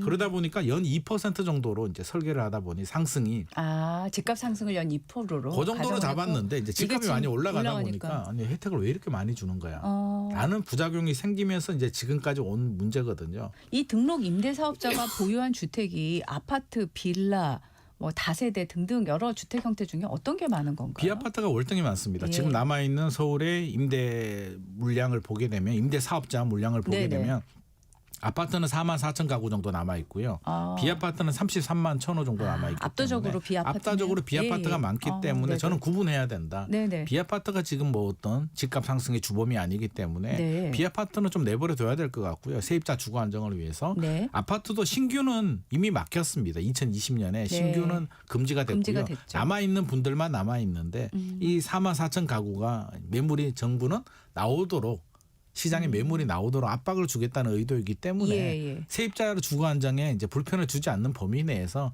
합리적인 개선을 하면 좋을 것 같습니다. 네, 알겠습니다. 지금 부동산 시장에 이제 많은 또 영향을 주는 게 대출 그리고 금리, 이 금융 변수인데 지금 대출이 많이 규제가 돼 있잖아요. 네네. 그래서 뭐 매매도 그렇고 전세도 그렇고 다 대출이 쉽지 않은 상황인데 앞으로 이게 계속될까요? 이 상황이요? 어떻게 보세요? 저는 계속 되리라고 생각합니다. 아. 지금 와서 풀면 또 어떡합니까? 지금 예. 집값 잡으려고 네네. 세금 규제 카드까지 막 끄집어내고 있는 상황에서 대출을 예. 풀어주게 되면 또 잘못된 시그널을 줄 수도 있기 때문에 네네. 이게 대출이 풀리려면 역설적으로 집값이 떨어지면 집값이 갑자기 뭐 대외적인 변수라든지 네네. 어떤 충격 때문에 예, 뚝 예. 떨어지게 되면 또 너무 떨어져도 문제잖아요. 이게 연착륙이 중요하기 때문에 경착륙을 하게 되면 뭐 대출 규제가 좀 풀릴 수는 있겠으나 지금 분위기에서는 저는 뭐 안 풀릴 가능성 99%라고 생각합니다. 예. 지역하고 서울의 이 주택 시장 상황이 워낙 달라가지고 물론 지역에서도 또 부동산 시장이 또 강세인 곳도 있긴 합니다만은 그래서 최근에 제일 많이 나오는 게 증시에서 돈을 벌어서 서울에 주택을 산다 네네. 이런 얘기도 하고 또 다주택자 규제가 사실은 뭐 서울에 집을 몇 채 갖고 있느냐 이런 걸로 구분하지 않잖아요. 그러니까 네네. 지방부터 먼저 정리한다 이런 얘기도 있고 하는데 지금 상황이 어떨까요? 뭐 모두 다 맞는 얘기고요. 네. 작년이죠. 작년에 주식에서 네. 결국 부동산으로 왜 집 살 때 우리가 출처를 줬거든요. 너 무슨 돈으로 샀어? 자금 계획서. 주식 채권으로 적은 금액이 2조 한 900억 정도로 지금 파악을 하고 있습니다. 네네. 결국 주식 팔아서 이제 집 산 분들도 꽤 많이 있다는 얘기인데 네네. 역설적으로 말하면 또 집 판 사람들 중에서 주식 투자하시는 분들도 많이 있거든요. 그래서 저는 이게 네네. 대결 구도가 아니라 서로 자금을 왔다 갔다 하는 상호작용이라고 생각을 하고 있고요. 예. 이제 문제는 그럼에도 불구하고 이게 지금 주식이 워낙 화랑이고 네. 또 부동산이 언제든지 또 이게 문제가 될 수도 있는 부분이기 때문에 아마 예. 정부는 그 부분을 좀 걱정을 많이 하고 있는 것 같습니다. 네. 혹시라도 집값이 또다시 이제 폭등하게 되면 포모 현상이 생겨서 주식시장의 자금이 갑자기 빠져나가지 않을까 좀 걱정하는 부분이 있는 것 같고요. 네, 예. 그런 의미에서 아마 주택시장 안정을 위한 지금 규제도 많이 하고 있다라고 저는 해석을 하고 있습니다. 예. 그렇게 바라본다면 이 시장 자체가 좀 안정이 될 수 있도록 정부도 좀 더 노력은 좀 해야 될 것 같고요. 어떤 식으로든 저는 상호작용을 하고 있기 때문에 시장에 좀 맡기는 정책도 좀 필요하지 않을까. 너무 규제 일본도만 하게 되면 역설적으로 보유세를 많이 올리잖아요. 주식 팔아서 또 보유세를 냅니다. 그래서 이게 네. 각자 개인들은 자기의 생존 문제, 인생이 달린 문제이기 때문에 예, 굉장히 예. 복잡하게 걸려 있으니까 네네. 결국에는 서로 불필요한 집들은 팔고 주식으로 좀 갈 수 있도록 또 좀 해주면 좋을 것 같고요. 네. 그런 분들에 대해서는 세제 혜택을 주는 것도 저는 좋은 방법이 아닐까. 그래서 다양한 방법을 좀 연구를 좀 하면 좋을 것 같습니다. 예, 알겠습니다. 오늘 말씀 여기까지 듣겠습니다. 지금까지 김인만 소장과 함께했습니다. 고맙습니다. 감사합니다.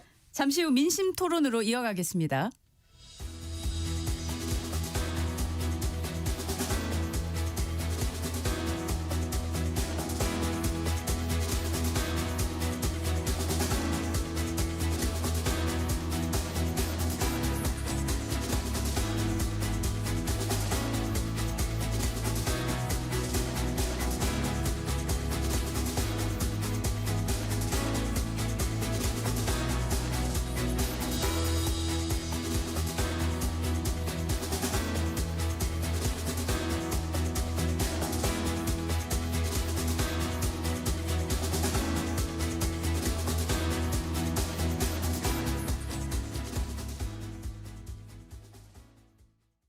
평생교육 이용권으로 뜨개질 고수가 된 후 SNS 공부를 시작한 김할아버지. 평소 만들기를 좋아하는 만큼 손주에게 선물할 목도리는 물론 SNS 동영상 채널을 통해 더 많은 사람들에게 뜨개질 과정과 직접 든 소품들을 함께하고 싶으시다는데요. 노년의 삶을 위한 든든한 행복 티켓이 되었다는 평생교육 이용권. 자세한 사항은 평생교육 이용권 누리집 LL카드.kr과 상담센터 1600-3005를 이용해주세요. 국가지자체 평생교육이용권, 교육부와 17개 광역지자체가 함께합니다.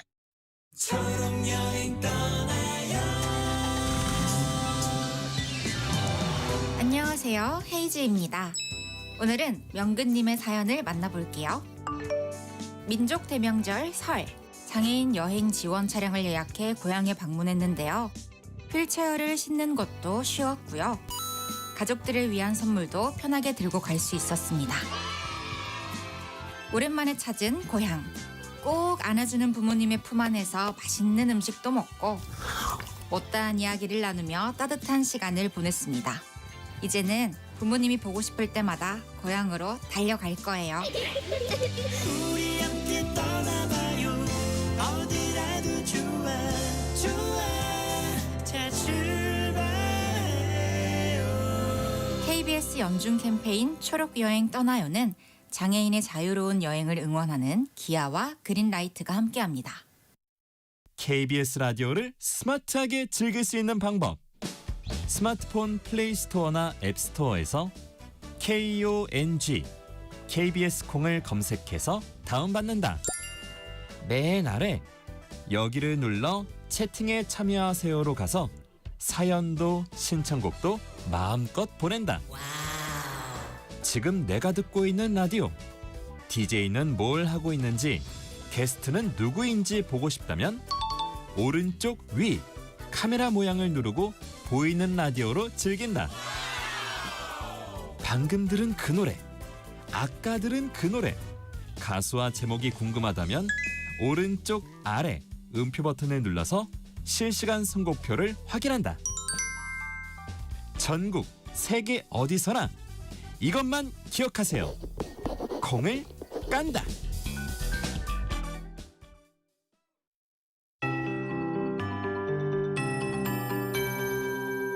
KBS 58분 날씨. 설 연휴 마지막 날인 오늘 하늘도 맑고 큰 추위도 없어 귀경길 날씨가 무난하겠습니다. 현재 기온은 서울 영하 0.4도, 광주 영하 1.9도 등으로 대부분 영하권이지만 예년 이맘때 기온입니다. 한낮에는 서울과 강릉 6도, 대전 8도, 전주 9도, 제주 12도, 부산 13도 등으로 어제와 비슷하겠는데요. 오늘은 전국에 바람이 강하게 불어서 어제보다 조금 더 쌀쌀하게 느껴지겠습니다. 일상으로 돌아가는 내일 아침에는 서울 영하 3도, 대구 영하 4도 등으로 오늘 아침보다 2, 3도가량 기온이 더 내려가 춥겠지만 낮 기온은 오늘만큼 오르면서 일교차가 크게 벌어지겠습니다. 오늘 전국이 대체로 맑겠지만 울릉도 독도는 오전부터 낮 사이에 비가 조금 내리겠고요. 경상도는 대기가 점차 건조해지고 있어 불조심하셔야겠습니다. 또 전국에 바람이 강하게 불겠고 일부 지역에는 때는 순간적으로 시속 55km 안팎의 돌풍도 예상됩니다. 오늘 미세먼지 농도는 대부분 보통에서 좋음을 보이겠지만 오전까지는 국외 미세먼지의 영향으로 일부 지역의 공기가 탁할 수 있겠습니다. 현재 서울의 기온은 영하 0.4도입니다. 송소진입니다.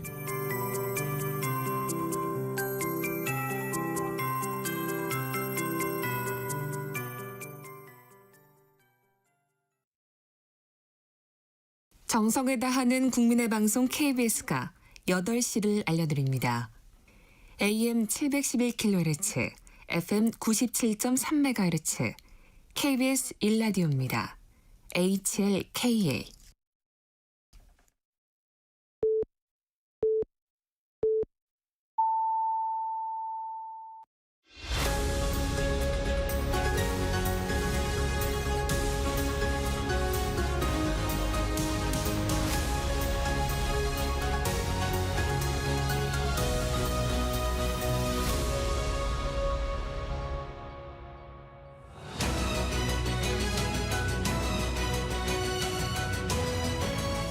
설 연휴 마지막 날입니다. 월요일부터 이 시간에 이어온 민심 토론도 오늘이 마지막 시간인데요. 함께해 주실 두 분 소개해 드립니다.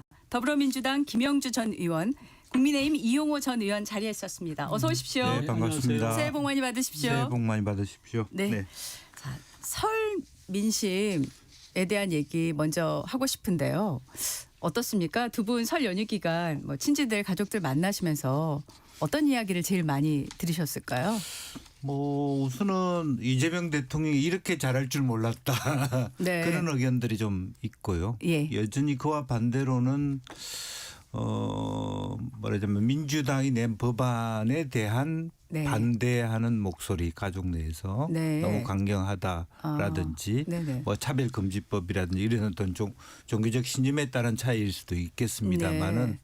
조금 당이 제대로 받쳐주지 못하는 거 아닌가 이제 이런 부분에 제가 하는 이렇게 범위 가족과 내에서는 친지분. 네. 네. 그런 얘기들이 좀 오갔던 것 같습니다. 이용호 의원님은 어떻습니까? 제가 만난 사람들은 그 정치 얘기는 하고 싶지 않다. 예. 여야 싸우는 거 더 이상 보고 싶지가 않다. 요즘에는 뭐 예. TV를 아예 안 본다. 라디오 안 듣는다는 얘기는 안 하고요. 네. TV 얘기를 하더라고요. 듣겠다. 라디오는 들어주셔서 감사하네요. 예. 그리고 그다음에 이제 가장 화제가 되는 것들은 아무래도 AI에 대한 얘기. 그러니까 AI가 세상을 급속히 바꾸는데 우리 나이 든 사람들은 이제 이렇게 잘 살아왔지만 도대체 다음 세대는 어떻게 살아갈까 뭐 이런 걱정들 뭐 그런 얘기들이 많았습니다. 네. 제가 이제 그 밥상 민심에 대한 얘기를 할 때 사실 예전에는 명절 때 정치 얘기하지 말라고 그러고 종교 얘기하지 말라고 했던 네. 기억이 있거든요. 근데 네. 최근에 조금 바뀐 것도 같아요. 네. 지금 설 연휴 시작 전에 청와대에서 사실 카드 뉴스로 이 대통령의 그동안의 성과에 대해서 또 만들어서 제작을 했는데 한 만 8개월이 지나가고 있지 않습니까? 네. 이 대통령이 집권 이후에 그 성과를 본다면 김영주 의원님 어떻게 평가하시겠습니까? 그렇죠. 뭐 아시다시피 이 대통령은 어쨌든 그 탄핵 국면에서 왔기 때문에 인수위 없는 출발을 했지 않습니까? 네. 당선 이후에 바로 출발. 뭐 한 것은 뭐 문재인 정부도 마찬가지였습니다만은 상대적으로 비교했을 때 빠르게 좀 안착되고 있다. 물론 일부에서는 네. 아직도 청와대 안에서도 윤석열 정부 때 임명했던 사람들 다 걸러내지 못하고 있다. 이런 얘기까지도 제가 들었습니다. 그게 어느 정도 수준이고 어떻게 사실인지는 모르겠습니다만은 여러 가지 아직도 뭐 어수선한 측면은 없잖아 있겠습니다만은 어렵사리 통상 문제 특히 이제 아주 변덕스러운 트럼프 정부와의 관계에서도 하나하나 뭐 완결됐다고 말할 수는 없겠습니다만은 좀 안정돼 찾아 있고 또 그것이 이제 지지율이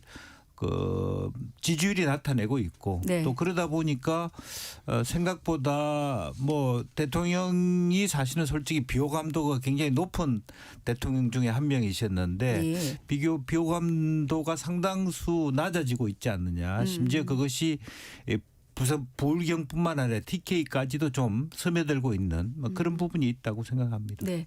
지금 최근에 여론조사를 보면은 전체적으로 대통령의 국정 지지율이 이렇게 내림세는 아니고 오히려 살짝 더 올라가고 있는, 그래서 당 지지율보다 좀 올라가고 있는 것으로 보이는데, 이 의원님께서는 이런 지지율의 어떤 견고한 그 유지 어디에 있다라고 보십니까?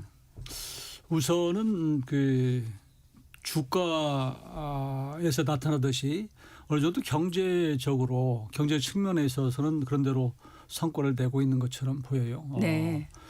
그리고 또 하나는 참 이재명 대통령이 참 운이 좋다. 조금 전에도 AI를 말씀드렸지만 1년 전만 해도 지금 AI가 이렇게 개화를 해서 반도체가 이렇게 호황을 맞을 때는 잘 몰랐거든요. 네. 그 당시에 삼성전자 주가가 매우 낮은 상태여서 그렇죠. 300만 전자 그렇죠. 망하는 거 아니냐 이랬는데 무려 뭐 3배 이상이 오른 이런 것들을 보고 이게 참 이재명 대통령이 운이 좋다. 또 하나는 그 트럼프 대통령이 그 관세 압박을 하고 그랬지만 그 위에 뭐 또 조선, 한국의 조선의 SOS를 취하면서 조선 주가도 올랐고요. 이런 측면도 있고, 또 하나는 무엇보다도 야당 복이 있다. 네, 저도 그 질문 드리고 싶었습니다. 운이 좋았다고 하셨는데 복도 있는 거 아닌가요? 야당 복이 할 말이 없습니다 지금. 예. 그런데 지난달 말부터죠. SNS를 통해서 이 부동산 관련한 메시지를 연일 내고 있어요. 어제도 보면 만화까지 지금 링크를 해가지고 또 메시지를 내고 있는데, 이 SNS를 통한 메시지도 일종의 뭐 소통의 한 방식이긴 합니다만 특정 주제를 갖고 이렇게 지속적으로 하는 거는 뭔가 그래도 의도가 또 있죠. 어떻게 보십니까? 어쨌든 이게 하나의 그 전략적 소통의 일환이다. 그렇게 생각이 들고요. 저는 뭐 개인적으로 사실은 그 레지티머시라고 하는 정당성을 가지고 박사학위 논문을 쓴 사람인데요. 정당성이라고 하는 것은 이제 국민이 정부나 대통령의 명령, 어떤 방향을 순응하게 하는 기술이거든요. 이제 그런 의미에서 사실은 현재 솔직히 얘기해서 이재명 정부의 부동산 정책이 성공했다고 말하기 어렵고, 지금 시점에서는 제도적 결함이 있음에도 불구하고 왜 이렇게 부동산이 폭등했는가에 대하여 국민이 박탈감을 느끼고 있는 것을 서민 출신의 대통령으로서 감정적으로 어루만져 줄 줄 알고 또 그런 어떤 지지율의 힘과 일관성을 통해서 시장이 일정한 방향으로 가게 하는. 처음에는 대통령 말씀은 시장을 이기는 정부는 없다고 얘기했지만 정부가 하면 또 시장은 그게 순응한다라고 하는 그런 부분도 뒤이어서 말씀해 주셨단 말입니다. 이제 그런 부분에 있어서 완벽하게 정책의 성공을 말할 수는 없지만 박탈감에 빠진 국민을 어루만질 줄은 안다. 그리고 사실은 열심히 할수록 문제가 됐던 문재인 정부의 부동산 정책은 다를 것이다. 라는 기대를 준다는 의미에서 절반의 성공을 하고 있지 않느냐 그렇게 보여집니다. 네. 이용호 의원님, 지금 보면 장동혁 대표가 어제는 불효자는 옵니다로 다 주택자 6채를 갖고 있으니까요. 어찌됐든 간에 그 부분에 대한 어떤 공격에 대해서 본인 입장을 내고 반론을 했는데, 지금 거꾸로 이제 선거를 앞두고 선거 기술이다라는 식으로 지금 또 비판을 하고 있는데, 이렇게 접근하는 거에 대해서 어떻게 생각하세요? 지금 부동산 가격 안정 문제는 사실 여야를 떠나서 우리 국민들에게 가장 큰 관심입니다. 실제로 지금 부동산 가격이 오르는 지역이라고 하는 게 강남 3구하고 한강변 주변을 제외하고는 거의 없어요. 지방 내려가면 오히려 가격이 떨어지는 경우도 많고 또 서울의 강북 지역도 마찬가지로 거래가 안 되고 오히려 가격이 떨어진 곳이 대부분입니다. 이런데도 불구하고 지금 가격을 잡기 위한 이재명 대통령 이 현 정부가 지금 취하는 강경 드라이브, 여기에 대해서 지금은 다주택자들에 대해서 매물을 압박하는 그런 지금 공세를 취하고 있는 것을 우리가 덜컥 물어가지고 마치 다주택자를 우리가 옹호하는 것처럼 국민의힘이 가는 것은 전략적으로는 오히려 미스 같아요. 그래서 그 부분 좀 안타깝게 생각을 하고, 그러나 현 정부 여당도 지금 이재명 대통령께서도 이 다주택자들을 압박을 해서 뭔가 승부를 보겠다는 식으로 SNS를 계속 날리고 있는데, 이게 정말로 이게 가격이 낮추는 가장 핵심인가? 부동산 정책을 끌어가는데 가장 핵심이라고 볼 수는 없어요. 왜냐하면 지금 다주택자들이 실제로 강남 3구에 그렇게 많이 갖고 있는 것도 아니고 전국을 보면 제주도에 많이 갖고 있고 이렇게 세컨하우스 이렇기 때문에 그런 측면에서 이걸 지방선거를 앞두고 다주택자들에 대한 어떤 국민적 반감, 그러니까 비주택자들, 무주택자들 그리고 1주택자들을 상대로 한 어떤 그 정치공학적으로 좀 접근하는 것이 아닌가 이런 측면이 있거든요. 그런 측면에서 국민의힘이 조금 전략적으로 잘못 선택했고 마찬가지로 지금 정부 여당 쪽에서는 이게 굉장히 혹이다 이걸 활용하고 있는데 대부분의 국민들은 사실 상식을 갖고 있는 분들은 이게 근본적인 대책이 아니라는 걸 알고 있거든요. 그런 측면에서 조금 더 좀 근본적인 대책을 가지고 여야가 공방을 해야지 단순하게 이렇게 막 이 어떤 감정전으로 하고 하는 것은 그렇게 생산적이지는 않는 것처럼 저는 느껴집니다. 사실 연휴 전에 이재명 대통령이 청와대 오찬에 장동혁 대표하고 정청래 대표를 초청을 했는데 1시간 전에 이제 무산이 됐잖아요. 좀 아쉽다는 생각도 들고요. 이게 만약에 오찬이 성사됐더라면 지금하고 또 분위기가 다를까 하는 생각도 들고 어떻게 보셨습니까? 글쎄요. 이제 야당 내에서도 가서 할 말을 하고 왔어야 된다는 여론도 꽤 높더라고요. 왜 본인한테 온 기회를 그렇게 망실을 하느냐, 스스로 문 닫아버리냐. 그리고 또 처음부터 못 간다고 얘기한 게 아니라 1시간 전에 얘기해서 예의가 있니 없니 이런 얘기까지 들었다는 것은 아쉽고요. 오히려 우리도 실제적으로 보면 장동인 대표도 개인적으로는 가고 싶은 마음도 있었을 거예요. 당내 개파 싸움이 있었기 때문에 대통령과의 대화를 통해서 그게 자기의 그 강력한 어떤 반발력을 얘기하든 아니면 타협 정책의 하나의 핵이 되든 그런 선택을 통해서 도움이 됐을 텐데 스스로 그걸 고립됐고 대통령의 어떤 부동산 정책은 두 가지였다고 봅니다. 솔직히 얘기하면 지금 현재 공급에 있어서 상당히 시간적인 갭이 있잖아요. 공급 정책이 얘기한다 하더라도 10년이나 있어야 되는 것이라면 그건 안 되더라도 다주택자라도 특혜를 줘서는 안 된다. 그런 부분이고 또 하나는 정치적으로 보면 장동혁 대표가 6채만 있다면 부르자를 웁니다가 아니라 그러면 부모가 갖고 계시는 그 집 한 채는 유지하더라도 나머지 4채는 왜 안 파냐. 이런 공격이 가능하다는 거죠. 그런 부분에 있어서 굉장히 장동혁 대표도 그럼 나 내 집하고 부모님 집 그거는 놔놓고 나머지는 나 처분하겠다. 그리고 맞짱 토론하자 이렇게 얘기하면 되는데 6채는 보유한 채 우리 부모님에게 대해서 왜 공격하냐. 이렇게 얘기하는 것은 또 공공하다. 그런 공격적인 어떤 그 감춰지는 의도도 있다. 그렇게 봅니다. 사법개혁안에 대한 일방적인 그 법사위 통과에 반발을 해서 지금 오찬을 안 갔잖아요. 이 의원님. 근데 이걸 실기라고 봐야 될까요? 아니면은 적절한 대응이었다고 봐야 될까요? 그거 이제 야당으로 봐서는 최선의 선택을 한 거죠. 처음에는 가는 것이 옳다고 생각했다가 여러 사람들의 얘기를 듣고 안 가는 것을 선택했기 때문에 가면 가는 대로 안 가면 안 가는 대로 나름대로 전략적 선택을 한 것이고요.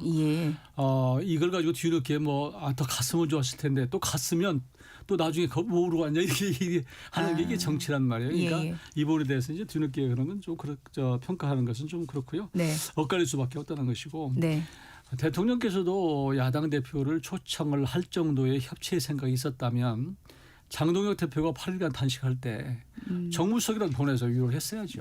그때 외면하고 있다가 갑자기 하루 전날 초청해가지고 거기에 정청래 대표와 상당히 갈등이 있었잖아요. 합당 문제 가지고 이런 것들 둘이 만나기는 좀 뻘쭘하니까 장동혁 대표를 낀 거 아니냐 그런 측면도 있어요. 사실은. 그래서 결국은 장동혁 대표가 청와대에 갔으면 가서 야당의 입장 예를 들면 통일교에 대한 특검 문제 이런 여러 가지들을 그다음에 이제 민주당의 공천 헌금 특검 이런 것들을 얘기를 했을 텐데 거기 얘기하면 답변 뻔하잖아요. 두 분이 알아서 잘 하십시오 이럴 텐데 가서 무슨 의미가 있느냐. 사진 찍고 또 밥 먹고 오는 것인데 결국은 이재명 대통령이 설 연휴 앞두고 그냥 본인의 어떤 정치적으로 협치를 잘한다고 하는 것을 보여주기 위한 그런 자리에 들러리 있을 필요가 있느냐. 그런 얘기가 많았기 때문에 안 간 것이고요. 이분 갖고 뭐 저는 양 측면이 있기 때문에 꼭 잘했다 잘못했다고 평가하는 것은 뭐 그렇게 사람마다 다르다고 생각을 하고 네. 조금 전에 우리 김영조 의원께서 장동혁 대표 6채, 집 6채 얘기를 했는데 사실 6채 갖고 있다 그러면 굉장히 자극적이거든요. 그렇지 않아도 지금 다주택자들과의 뭐 전쟁을 벌이고 있는 상황에서 근데 내용을 들여다보면 6채 다 합쳐도 이재명 대통령 한 채만도 못하다는 말씀 우선 드리고 예. 그다음에 그 상속받은 지분이더라고요. 그러니까 뭐 5분의 1 지분이 2개 또 부인 또 받은 것들도 뭐 지분이고 또 지역에 있어서 다 이게 그 별거 이게 우리가 생각할 때처럼 6채가 아니어서 그렇게 막 감정적으로 좀 이렇게 하는 것은 안 맞고 그런 식으로 따지면 지금 이재명 대통령이 갖고 있는 지금 성남 분당 네. 한 채 똘똘한 한 채죠.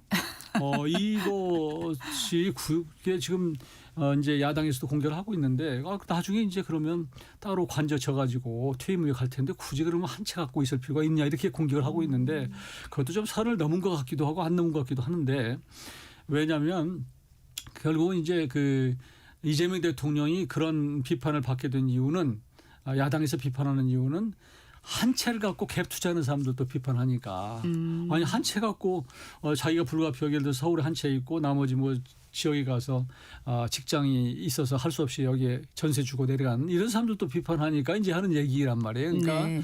지금 아까도 제가 말씀드렸지만 이런 다주택자 이 문제가 부동산 정책의 핵심이고 핵심 해법은 아님에도 불구하고 이렇게 싸우는 것을 국민들은 좀 한심하게 볼 거다.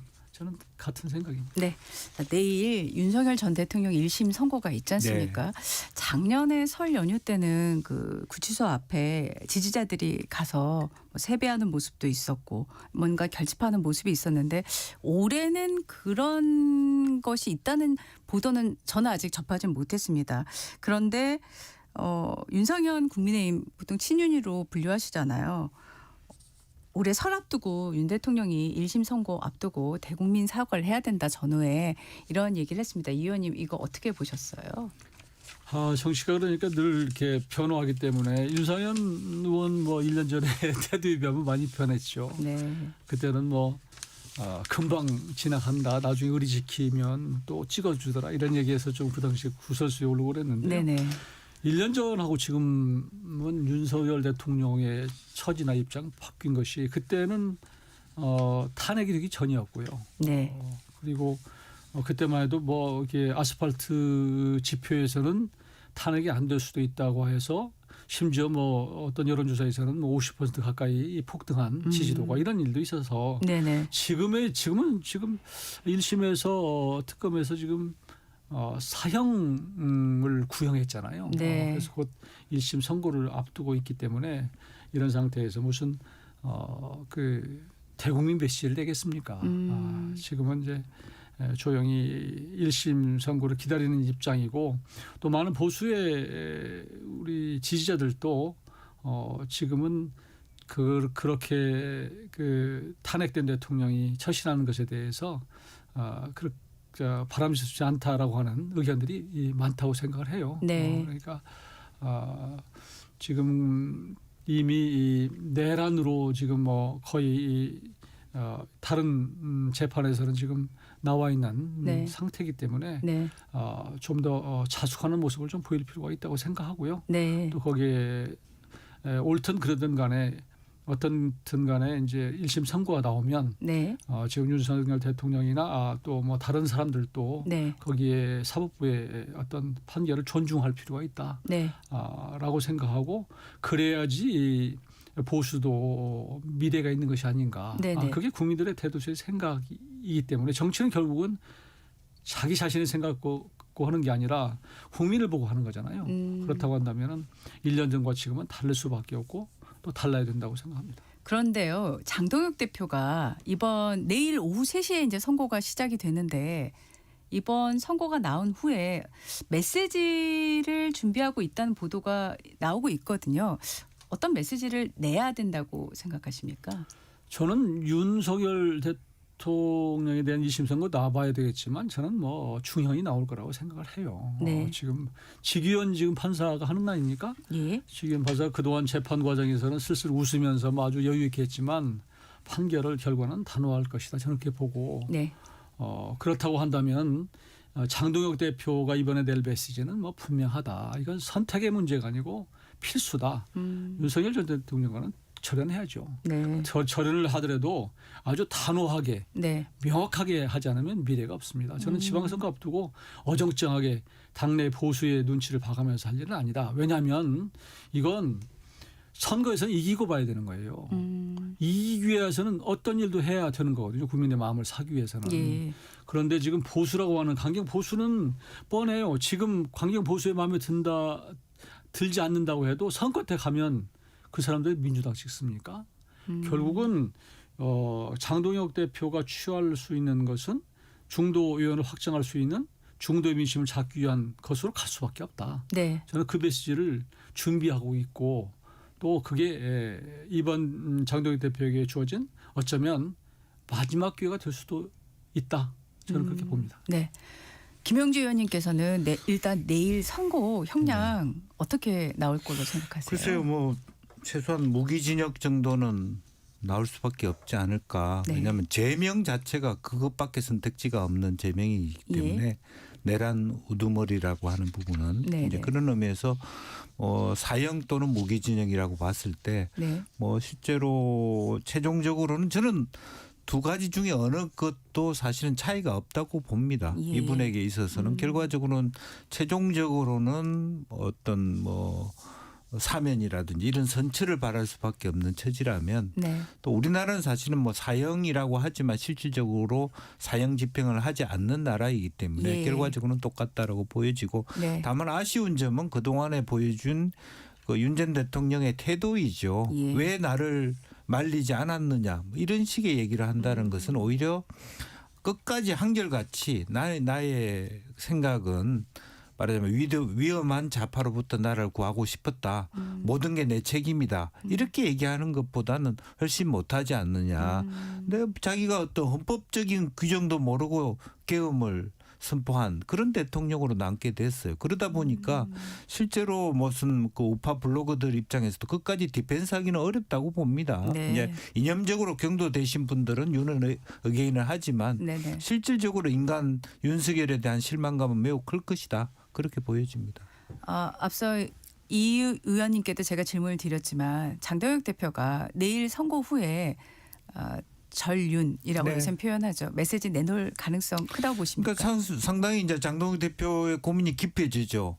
그러니까 실제로 전륜을 주장해 왔던 한동훈 대표는 쳐내면서 전륜을 주장하는 것은 어떤 의미인가에 대한 명분을 제시해야 되는데 네. 그럴 수는 있죠. 정치적인 정적인 한동훈 없는 자유우파의 대표 주자가 되고 싶다는 얘기는 할 수 있지만 네네. 상당히 뭐 의원 말씀처럼 사실은 전륜해야만 지방선거 이길 수 있다라고 하는 측면과 그럼 전륜을 하면서 한동훈을 그렇게까지 세게 내쳐야 되느냐 하는 부분에 대한 어떤 그 충돌 지점들을 어떻게 조화롭게 만들어 가느냐 하는 것이 관건이라고 보여집니다. 네. 자, 이번에는 이제 당대표에 대한 얘기를 좀 넘어가 보겠습니다. 정청래 대표가 이제 집권 한 200일을 맞았습니다. 예. 정 대표가 당대표로서 어떤 평가 줄 수 있는지 궁금합니다. 어떻게 평가하시겠습니까? 글쎄요, 뭐 우리 정청래 대표한테는 죄송한 말씀입니다만은 자기의 독자적 색깔을 내고자 하는 시도가 한풀 꺾였다. 그러면서 오히려 당이 안정화되고 있다라고 하는 그런 면에서 천만다행스러운 것은 평행선을 이루지 않고 본인이 하고자 했던 의도가 전체 당원들이 받아들이지 않을 때 도로 집어넣을 수 있는 그런 용기, 그런 용기가 굉장히 어렵거든요. 정치인들한테는. 예. 그런 면은 다소 다행스럽다라고 보여지고 네네. 한편으로 보면 좀 본인 입장에서는 좀 이상하게 음모론에 빠질 수밖에 없다. 대통령을 가로막는 여당 대표라는 이미지를 자꾸 뭘 대통령이 하면 그 다음 날 오히려 뭐 초를 치게 한다든지 속된 말로 이제 그렇게만 엇박자를 냈기 때문에 본인으로서는 좀 스스로 그런 오해에 대한 어떤 불만도 있을 겁니다. 그런데 지금이라도 조금 더 당을 원만하게 지탱하면서 차기 대안으로서의 이미지를 좀 장기적인 관점에서 만들어갈 필요가 있다. 그렇게 생각이 듭니다. 네. 이 의원님께서는 야당 입장에서 봤을 때 정청래 대표 여당 대표로서 어떻게 평가하시겠습니까? 사실 국민의힘의 입장에서는 정청래 대표 같은 분이 계신 게 참 복이죠. 사실은 복인데 복이요? 복으로 충분히 누리지 못한 것이 우리 잘못이죠. 사실은. 네.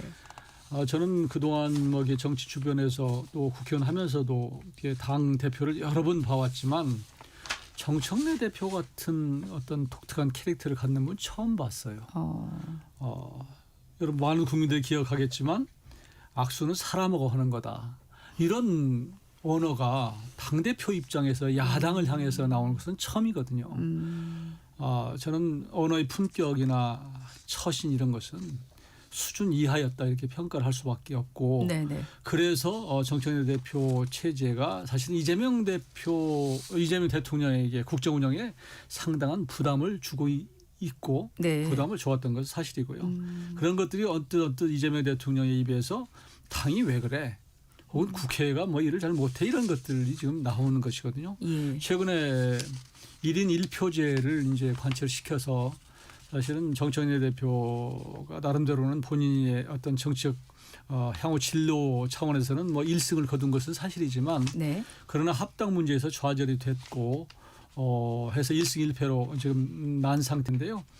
지금 그 강성 지지층을 어떤 그 기반으로 해서 본인이 뭔가 자력으로 본인의 힘으로 미래를 개척하고자 하는 것이 정권 초반에 굉장한 위험적 리스크가 될 수 있다고 생각하는 것을 인식해야 될 필요가 있다고 생각을 해요. 더구나 이재명 대통령의 지지도가 지금 상당히 높은 상태고 또 의원 분포도로 보면 친명계가 많거든요. 그런 상황에서 쉽게 개딸들, 강성 지지층들 중심으로 또 김어준 씨 도움을 받아서 뭔가 활로를 열어가겠다는 것은 그건 굉장히 본인으로 봐서는 어려운 입장이 놓일 수 있다고 하는 생각을 저는 합니다. 지금 이번 지방선거에서 이제 공천권을 가지고도 보이지 않게 싸울 것이고 또 조국당과도 신경전을 벌일 수밖에 없는 이런 입장인데 본인이 조금 더 자세를 낮추고 지금까지 하던 언행이나 처신 좀 품격 있게 바꾸기를 저는 조언을 합니다. 네. 이번에는 장동혁 대표에 대한 평가를 좀 한번 해보고 싶습니다. 김 의원님, 장동혁 대표 취임 후 지금까지 행보 어떻게 평가하실까요? 글쎄요. 아무래도 정치적 경험이 없는 게 그대로 서로시 드러난 부분이고 본인의 힘이 아니라 그 친윤이라고 하는 그 위에 올라탄 그 호랑이 등에 올라타서 본인도 힘겨운 당의 조정이 있었다라는 거고 본인은 원래는 취임 일성으로도 조금 더 넓게 가고 싶었던 내용이 있었던 것 같아요. 그러니까 일정 정도 그 윤 전 대통령하고 전련하면서 당을 안정적으로 갖고 가고 싶었으나 실제적으로 보면 한동훈 세력과의 만남 또 본인을 당선시켜준 분들과의 관계 이런 부분에 있어서 오히려 더 본인을 지지해왔던 사람에서 벗어나지 못함으로써 본인이 의도했든 의도하지 않았던 그런 어떤 딱 박스권에 갇히는 그런 한계가 있을 거라고 보고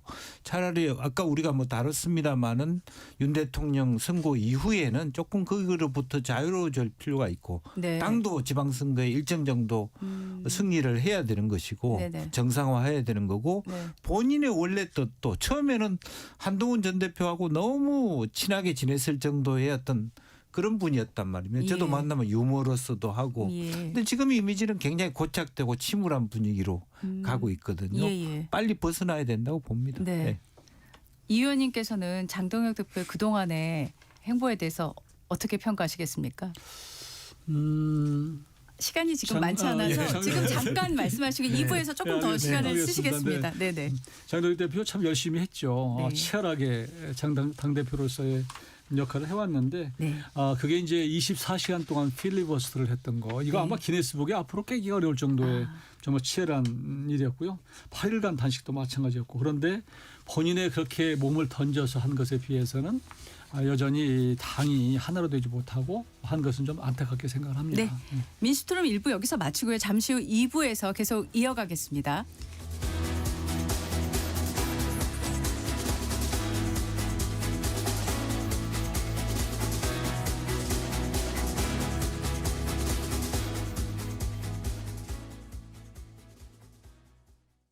잠시 후 8시 반부터 일부 지역국에서는 해당 지역 방송을 보내드립니다.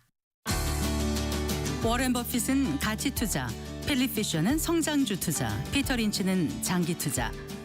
방법은 달라도 목표는 하나. 성기영의 경제쇼가 성공의 길로 안내합니다. 깊이 있게, 명쾌하게, 지금 이 시대 경제에 관한 모든 것을 알려드립니다. 평일 오후 4시 5분 성기영의 경제쇼와 함께하십시오.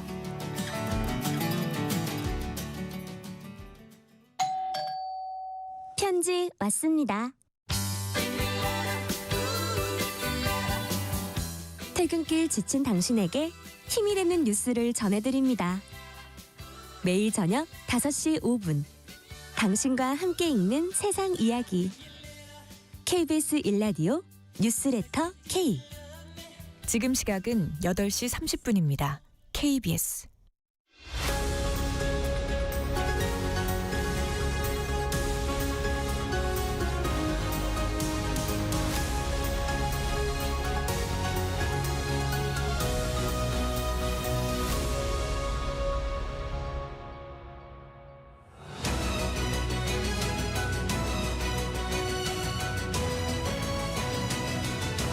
민심토론 2부 김영주 전 민주당 의원, 이용호 전 국민의힘 의원과 함께하고 있습니다. 이 의원님, 앞서 1부에서 24시간 필리버스터를 한 장동혁 대표에 대해서 긍정적인 평가를 해주셨는데요. 이어서 또 계속 평가를 해주시죠. 그러니까 24시간 필리버스터하고 또 8일간 정말로 제대로 된 단식을 했는데도 불구하고 당의 외연이 확장되지 않고 여전히 당이 분열되는 그런 모습을 본 것이 좀 결과적으로 그렇게 평가받지 못하고 있는 것 자체는 좀 아쉽고요. 그렇지만 당이 좀 더 국민들에게 다가갈 수 있도록 하는 방향성에 있어서 좀 맞춰줬으면 하는 그런 요청을 드립니다. 그러니까 소위 윤 대통령의 관계에서 모든 것 어떻게 설정할 것이냐 여기가 지금 시작점이거든요. 그게 한동훈 전 대표 측과도 어떤 그 갈등의 요소가 되는 것이기 때문에 이 부분에 대해서 앞으로 장동혁 대표가 방향을 잘 설정을 할 필요가 있다. 그런데 정치를 하시는 분들이 두 가지 부류가 있어요. 하나는 방향을 하루아침에 180도로 바꾸는 분이 있고 어떤 부분은 하루에 1도씩 바꾸는 분이 있어요. 하루에 1도씩. 국민들이 보기에는 1도씩 바꿔서는 그게 거의 변화를 못 느껴요. 그런데 천천히 바꾸는 분이 김대중 전 대통령은 천천히 바꾼 분이고 김영삼 대통령은 하루아침에 자고 나서 확 바꿔버리는 분이거든요. 그런데 요즘에 보면 이재명 대통령은 확 바꾸더라고요. 내가 언제 그랬어? 이건 아닌 것 같아. 국민들이 이거 원해. 이런 것들에 대해서 요즘 변화의 시대이기 때문에 그런 리더십으로 장동혁 대표도 바꿔야 된다. 그러니까 윤철현에 대해서 예전에 윤과의 어떤 신의에 대해서 이런 걸 생각하지 말고요. 이제 윤석열 전 대통령은 끝난 분이에요. 솔직히 말씀드리면. 예전에 박근혜 전 대통령이나 이명박 전 대통령은 또 달라요. 워낙 큰 죄를 사실은 이 엉터리 같은 이 계엄 문제를 발생시켜가지고 내란이라고 하는 게 예전에 지금 누가 있었습니까? 전두환 대통령이나 노태우 때거든요. 이런 사람들인데 그 사람 전두환 어게인이나 주장하는 거 똑같단 말이에요. 그러니까 저는 정말로 당을 위해서 나라를 위해서 보수를 위해서는 장동혁 대표께서 당대표라고 하는 그런 것만 생각하고 보수의 진로를 위해서는 이번에 확실하게 윤 어게인을 해달라. 그래야지 본인의 리더십도 살고 본인이 늘 의식하고 있는 한동훈 전 대표의 입지도 자연스럽게 그러면 축소될 거예요. 네, 한동훈 전 대표를 제명하고 김종혁 전 최고위원을 제명하고 배현진 의원을 당원권 1년 정지를 하고 그래서 지금 세간에서는 뭐 숙청 정치다 뭐 이런 말까지도 나오는 상황이었는데 이건 어떻게 생각하십니까? 그러니까 국민들 보기에 이해를 못하는 거죠. 어떻게 저렇게 같은 당내에서 자꾸 합치고 통합해도 부족한데 자꾸 이렇게 뺄셈의 정치라고 왜 이렇게 숙청을 하느냐라는 건데 내부를 들여다보면 또 그렇게 갈 수밖에 없는 그게 분열의 요소고 장동혁 대표가 얘기한 걸림돌이 자꾸 되거든요. 그러니까 통합을 하려고 하는데 저쪽에서 자꾸 본인을 흔들고 한단 말이에요. 근데 장동혁 대표가 한 가지만을 보고 두 가지를 못 보는 이유가 그 흔드는 게 뭐예요? 결국 절연을 해라, 윤을 해라라는 거거든요. 네네. 계엄의 문제에 대해서 분명히 좀 해달라는 건데 이 부분을 자꾸 건드니까 결과적으로 저렇게 한과도 결별을 하게 된 건데 그렇지만 또 한 가지 측면에서는 한동훈 전 대표가 그러면 명분은 갖고 있지만 과연 우리 국민의힘의 당원들의 마음을 사고 있느냐 그렇지는 못해요. 그게 참 아이러니고 구조적으로 이 당이 안고 있는 문제점이거든요. 그래서 예를 들면 한동훈 전 대표 그렇게 중도적이고 옳은 말씀만 하시니까 그럼 전당대회에서 나오고 붙어 그렇다고 해서 한동훈 전 대표가 당대표가 되느냐 안 된단 말이에요. 그러니까 제가 지금 이 시점에서 말씀드리고 싶은 건 뭐냐면 지금 현 장동혁 지도부가 제발 좀 한동훈 전 대표를 의식하지 말고 그냥 당이 가야 될 길을 뚜벅뚜벅 걸어가 달라라는 거예요. 그래서 자꾸 우리 뭐 정치 그런 말에 이런 얘기 있지 않습니까? 코끼리는 생각하지 마. 그래서 자꾸 한편으로 코끼리가 생각나는 거예요. 이게 한동훈 이게 자꾸 그러다 보니까 저런 식의 어떤 뭐 자꾸 이 사람 쳐내고 저 사람 쳐내고 그러는데 언제까지 쳐낼 거예요? 그게 안 되는 것이거든요. 그래서 제가 다시 말씀드리지만 윤과의 확실한 절연을 하고 본인의 어떤 스탠스를 가져간다면 원칙을 갖고 가져간다면 지금 그 강경 보수들도 아마 이탈하지 않을 것이고 그리고 중도위원회 확정될 것이고 지지도가 올라가면 당연히 한동훈 전 대표 측에 있는 사람들도 그 사람의 입지 몇몇 있는 사람들 입지도 매우 축소될 것이다. 왜 그게 뻔히 답 나와 있는데 왜 이게 그쪽으로 안 가는지 답답해요. 네, 지금 이제 지방선거, 국회의원 보궐선거까지 이제 한 105일 오늘로 105일이 남았습니다. 그래서 지금 언급된 한동훈 전 대표 또 조국 대표에 대한 평가도 좀 같이 해봤으면 좋겠는데 우선 한동훈 전 대표가 이번 지방선거 또는 국회의원 재보궐선거에서 나올 거라고 생각하십니까, 김 의원님? 우선은 지방선거는 안 나올 것 같아요. 뭐 본인이 뜻하는 게 뭐 지방단체장이 아니고 뭐 대권이고 또 큰 꿈을 갖고 있다라면 본인이 물론 한 번도 그런 언급을 하고 있지는 않습니다만은 보궐선거에 어딘가에 나와서 사실은 국회에 들어오는 것이 가장 좋은 선택지라고 보여집니다. 그런데 이제 본인이 여러 가지 큰 틀에서 장기적인 관점에서 그 선거에 떨어지더라도 뭔가를 예컨대 개항에 간다든지 질 것 같은 승부까지 할 수 있느냐. 그런 어떤 강심장을 갖고 있느냐의 문제가 있습니다. 그래서 뭐 대구의 보궐선거 뭐 이런 얘기도 하고 있는데 자꾸 그렇게 이길 수 있는 데만 찾아가면 전체적인 본인이 기대하는 그릇에 못 미치는 결과들이 되고 머뭇거리게 되고 이제 그렇게 되는 순간 자기 크기가 더 줄어드는 이것도 못하고 저것도 못하는 그런 상태에 갈 가능성이 매우 높아진다 결과적으로는 그렇게 보여집니다. 이 의원님 생각에도 한동훈 전 대표가 이번에 국회의원 보궐선거에 나올 거라고 생각하십니까? 저는 쉽지 않을 거라고 보는데요. 쉽지 않을 왜냐하면 나오면 당선돼야 되는데 떨어지면 정치 거의 끝납니다. 또 한 가지는 돼도 쉽지 않은 것이 왜냐하면 지금 한동훈 전 대표는 국민의힘의 당원들에게 마음을 못 얻고 있어요. 대다수의. 팬덤은 일부 있지만 그 팬덤이 주류는 아니란 말이에요.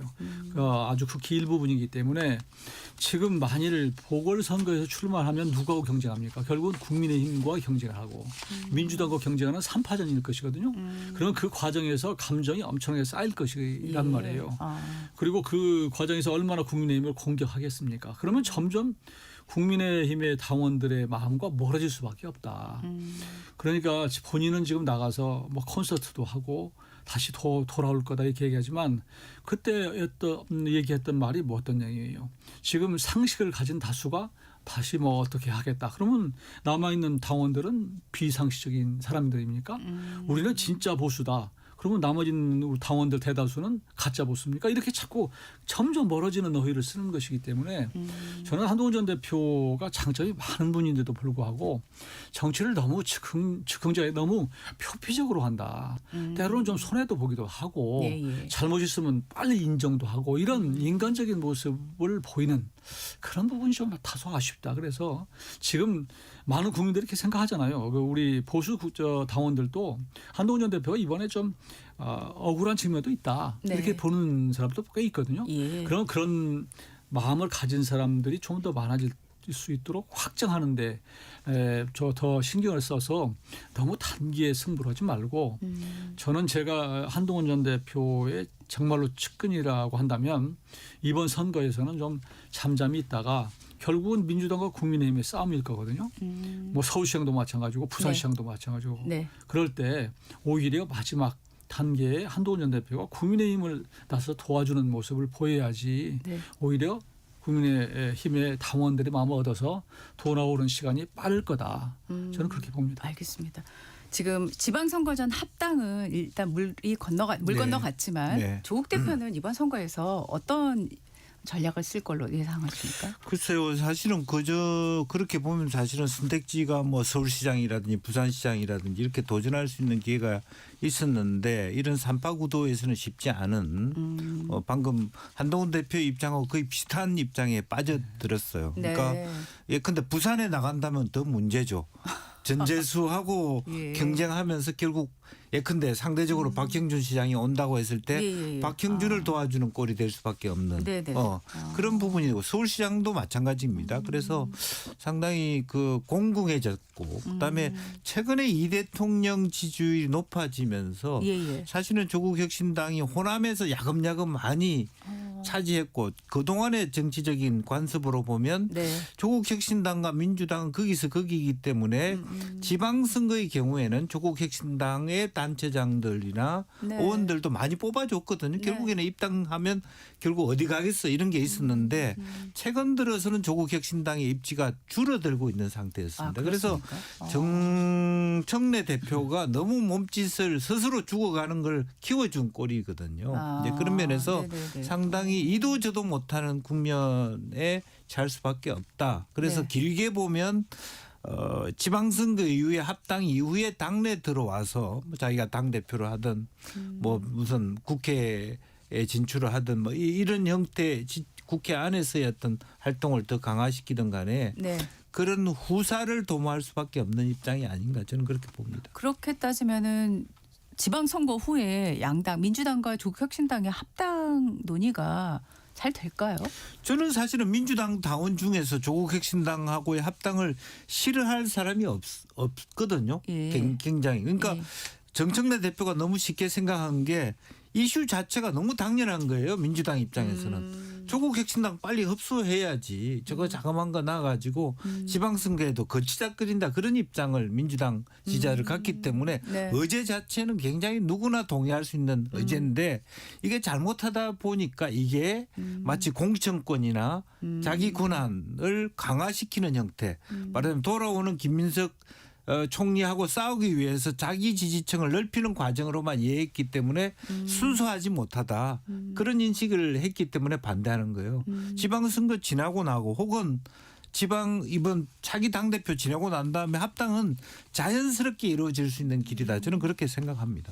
국민의힘 같은 경우도 사실 지방선거 승리를 위해서는 확장이 필요한데 지금 개혁신당 같은 경우에는 선거연대에 대해서 손사래를 계속 치고 있지 않습니까? 그래서 선거도 그렇고요. 선거 이후도 그렇고 확장 어떻게 할 수 있을까요? 그러니까 이번 이제 2월 19일 날 윤석열 전 대통령에 대한 1심 선고가 있고 나서 현 지도부가 확실하게 코페르니쿠스적으로 그런 전환을 전략 전환을 해주면 또 정치라고 하는 게 생물이니까요.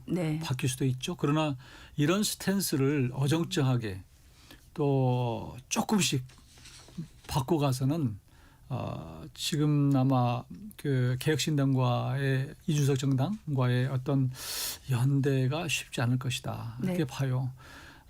제가 얼마 전에 유승민 전 대표 같은 분 사실 우리 당의 큰 자산인데 예. 좀 경기지사에 좀 출마를 해 주시면 어떠냐 이런 말씀을 드렸더니 네. 어느 정도의 뜻을 갖고 있는 것으로 저는 이렇게 받아들였는데 다만 현 지도부가 좀 더 통합적인 노력, 국민들이 볼 때 어느 정도의 좀 변화하는 모습을 보여주는 것을 전제로 말씀을 하시더라고요.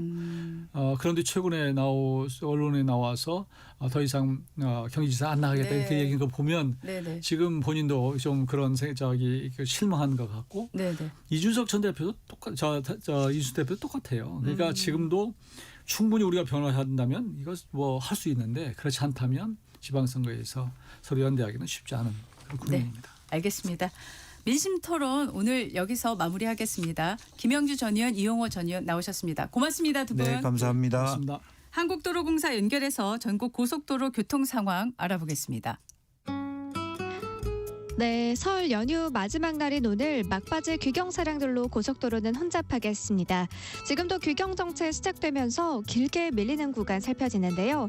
25번 논산 천안선 천안 쪽 총 정체 길이 20km로 가장 힘겨운데 선운산 나들목부터 브레이크를 밟아서 탄천 휴게소까지 힘겹고요. 다시 한번 정안 나들목부터 10km 정체입니다. 경부선 상황은 대체로 무난해서 9시 출발 기준 대전에서 출발해 서울 요금소까지 가는데 2시간 20분 정도 소요되겠는데요. 다만 청주부터 5km 밀리고 있다는 점 참고하셔야겠습니다. 영남권에서 올라오는 45번 중부내륙선 양평 쪽 선산 휴게소와 문경세제에서 각각 3, 4km씩 가다서다 반복하고요. 이후 충청권인 충주분기점에서도 닥시 속도 줄어듭니다. 호남권을 지나는 15번 서해안선 서울 방향은 전북 지역인 군산 휴게소 부근에서 4km가량 꽉 막히고 있어 시간적인 여유가 필요하겠고요. 동서천 분기점에서 151번 서천공주선 갈아타 공주 방향으로 간다면 부여 휴게소 부근의 짧은 정체 감안하고 이동해 주셔야겠습니다. 지금까지 한국도로공사 교통센터 김경민이었습니다.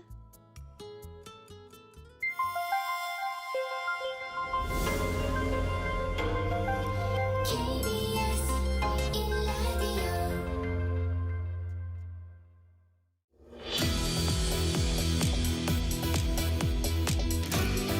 상속 과정에서 일정한 법정 상속인에게 최소한의 몫을 보장하는 유류분 제도, 이른바 구하라법이라고 불렸는데요. 민법 개정안이 설 연휴 전 2월 국회 본회의를 통과하면서 50년 만에 큰 변화를 맞았습니다. 무엇이 그리고 어떻게 달라지는지 최초로 변호사와 함께 자세히 살펴보겠습니다. 변호사님 나와 계시죠? 네, 안녕하세요. 최철호 변호사입니다. 네, 안녕하세요. 지금 설 연휴 명절에 종종 재산 상속 문제로 다툼이 발생하면서 유류분 분쟁 상담이 늘어난다던데 실제로 그런가요?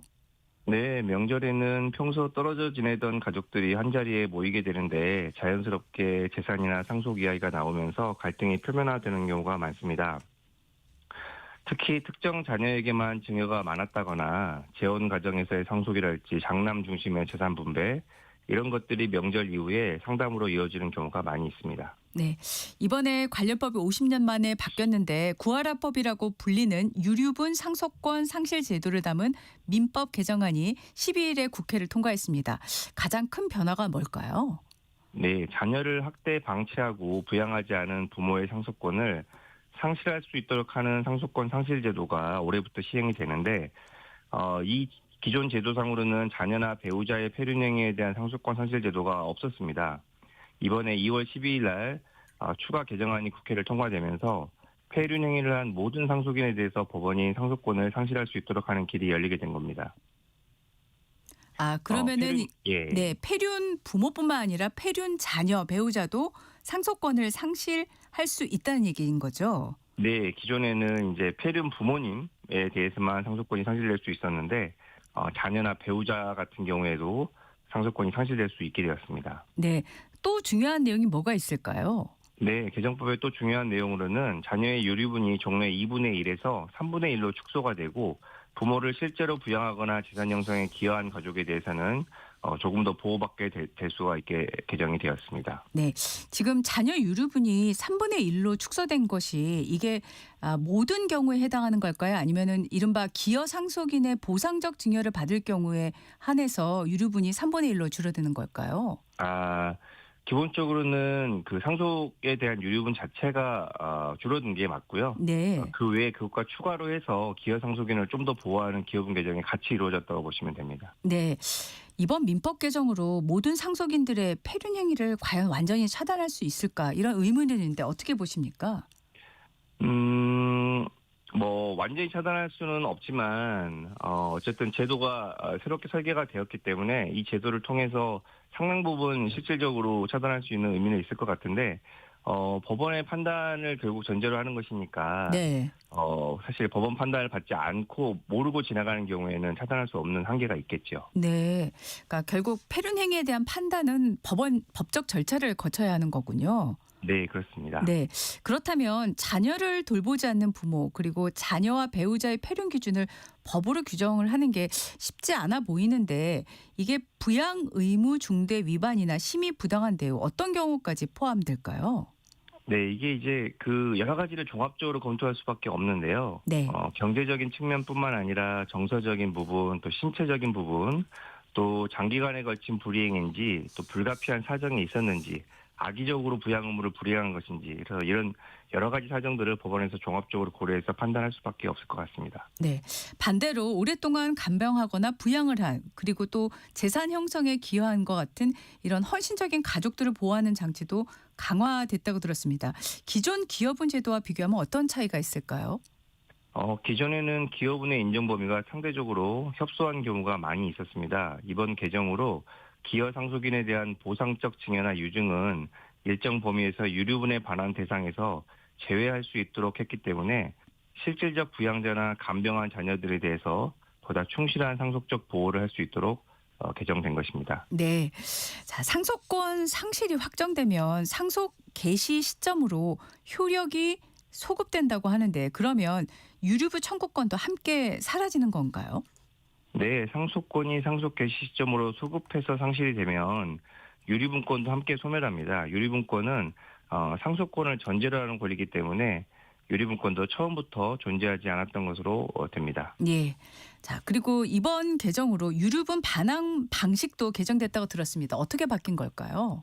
네, 기존에는 이제 현물 반환 중심에서 금전배상으로 개편이 되게 된 건데요. 네. 종래 실무상으로도 금전배상이 많이 있었습니다만 원칙이 이제 현물 반환이기 때문에 지분으로 원하는 경우에는 이제 공유관계로 분할되는 불합리한 결과가 나올 수밖에 없었어요. 네. 그래서 이제 개정법이 시행이 되면 금전배상이 원칙이기 때문에 이런 불합리가 많이 시정될 수 있을 것 같습니다. 네. 지난 2024년 4월 25일 헌법재판소에서 폐륜 행위에 대한 유류분 보장 헌법 불합치 결정이 내려졌는데 그 이후에 입법 공백 상태가 상당 기간 지속됐지 않습니까? 그러면 그 사이 발생한 유류분 사건에 대한 소송 어떻게 처리가 된지 궁금합니다. 네, 헌법재판소에서 위헌 판결이 난다고 하더라도 곧바로 법률이 다 효력이 없어지는 것은 아니고요. 네. 헌법 불합치 결정이기 때문에 법 적용이 소급되지 않는 것이 원칙이고 일부 불합리한 부분은 부칙을 통해서 시정을 할 수가 있게 됩니다. 이번에 유류분과 상속권 상실 제도가 상당히 많이 개편이 됐기 때문에 부칙도 상당히 복잡할 수 있고 이런 적용 범위들에 있어서 신중하게 검토할 부분이 많이 있습니다. 그래서 관련 쟁점이 있을 경우에는 네. 반드시 법률 전문가와 상담을 하시는 게 필요하겠습니다. 네. 자, 이번 개편으로 2024년도 헌법 불합치 결정이 내려지기 전에 크게 이제 사회적으로 화제가 됐던 이른바 구하라법의 제정 취지는 살릴 수 있게 됐겠지만 예를 들면 이제 배드 파더스 같이 무책임한 부모로부터 방치된 자녀 권리, 이 권리는 어떻게 보호할 수 있나 이런 부분이 또 문제가 제기가 되고 있습니다. 어떻게 봐야 될까요? 네, 결국 이번에 이제 구하라법은 결국은 상속인의 상속을 제한하는 것인데요. 네. 그렇기 때문에 상속이 개시되기 전에 부모로부터 방치된다거나 제대로 보호받지 못한 자녀들에 대해서는 이 구하라법 개정으로 해결할 수 없는 부분들이 많이 있습니다. 네. 결국 이런 부분들은 별도로 양육비나 부양에 관한 제도들을 좀 보완을 해야 될 것 같습니다. 네. 자, 이 상속 문제가 이전보다 많이 발생하게 된 이유 중에 하나로 이제 거론이 되는 게 과거보다 이제 부동산 가격이 상승한 부분들도 많이 이제 지적이 되고 있는데요. 실제로 현장에서 보셨을 때 이 상속 분쟁을 좀 막기 위해서 예방하기 위해서 어떤 부분을 준비하는 게 필요하다고 생각하십니까? 맞습니다. 이 법도 많이 개정이 이제 그동안 많이 되어 왔고요. 또 현실도 많이 좀 변화된 부분들이 많이 있습니다. 사후의 분쟁 예방을 위해서는 공정증서 등을 활용해서 명확한 유언을 좀 해두시는 것을 추천을 드리고요. 생전에 또 증여를 하실 때 이 생전 증여 부분은 유류분 산정의 기초 재산이 되기 때문에 나중에 돌아가신 다음에 유류분에 관한 분쟁이 발생하는 경우가 많이 있습니다. 그렇기 때문에 생전에 자녀분들한테 증여를 하실 때에도 좀 신중하게 검토를 한 다음에 계산을 해서 증여를 하시는 게 좋을 것 같고요. 네네. 관련해서 변호사나 세무 전문가와 상담도 좀 미리미리 해주실 필요가 있겠습니다. 네, 이번 민법 개정안을 이제 생활에서 활용을 하기 위해서 일반적인 경우에 저희가 실생활에서 어떤 부분을 좀 체크하는 것이 필요한지 마지막으로 좀 중점적으로 좀 요약을 좀 해주시겠습니까? 네, 일단은 본인의 재산의 가액을 좀 어느 정도 대략적으로 산정을 해두실 필요가 있고요. 네. 그래서 가족 간의 관계에 있어서의 어떤 기본적으로 그 공제되는 상속 세금이 있습니다. 그래서 예. 상속세 대상이 되는지 또 공제는 얼마나 되는지 또 기존에 보통 이제 우리가 부모님들이 자녀분들이 결혼할 때 미리 재산을 좀 물려주시는 경우가 있는데 네. 이런 것들이 다른 자녀들과의 관계에 있어서 유류분의 침해 문제가 나중에 발생할 수 있기 때문에 네네. 미리미리 좀 유언이랄지 이런 부분을 통해서 정리를 좀 미리 원만하게 해두시는 것이 좀 좋을 것 같습니다. 예, 알겠습니다. 지금까지 최철호 변호사와 함께 말씀 나눴습니다. 변호사님 고맙습니다. 감사합니다. 2월 18일 수요일 전기역 시사 오늘은 여기까지입니다. 저는 소윤정이었고요. 저는 목요일 아침 7시 5분에 다시 돌아오겠습니다. 고맙습니다.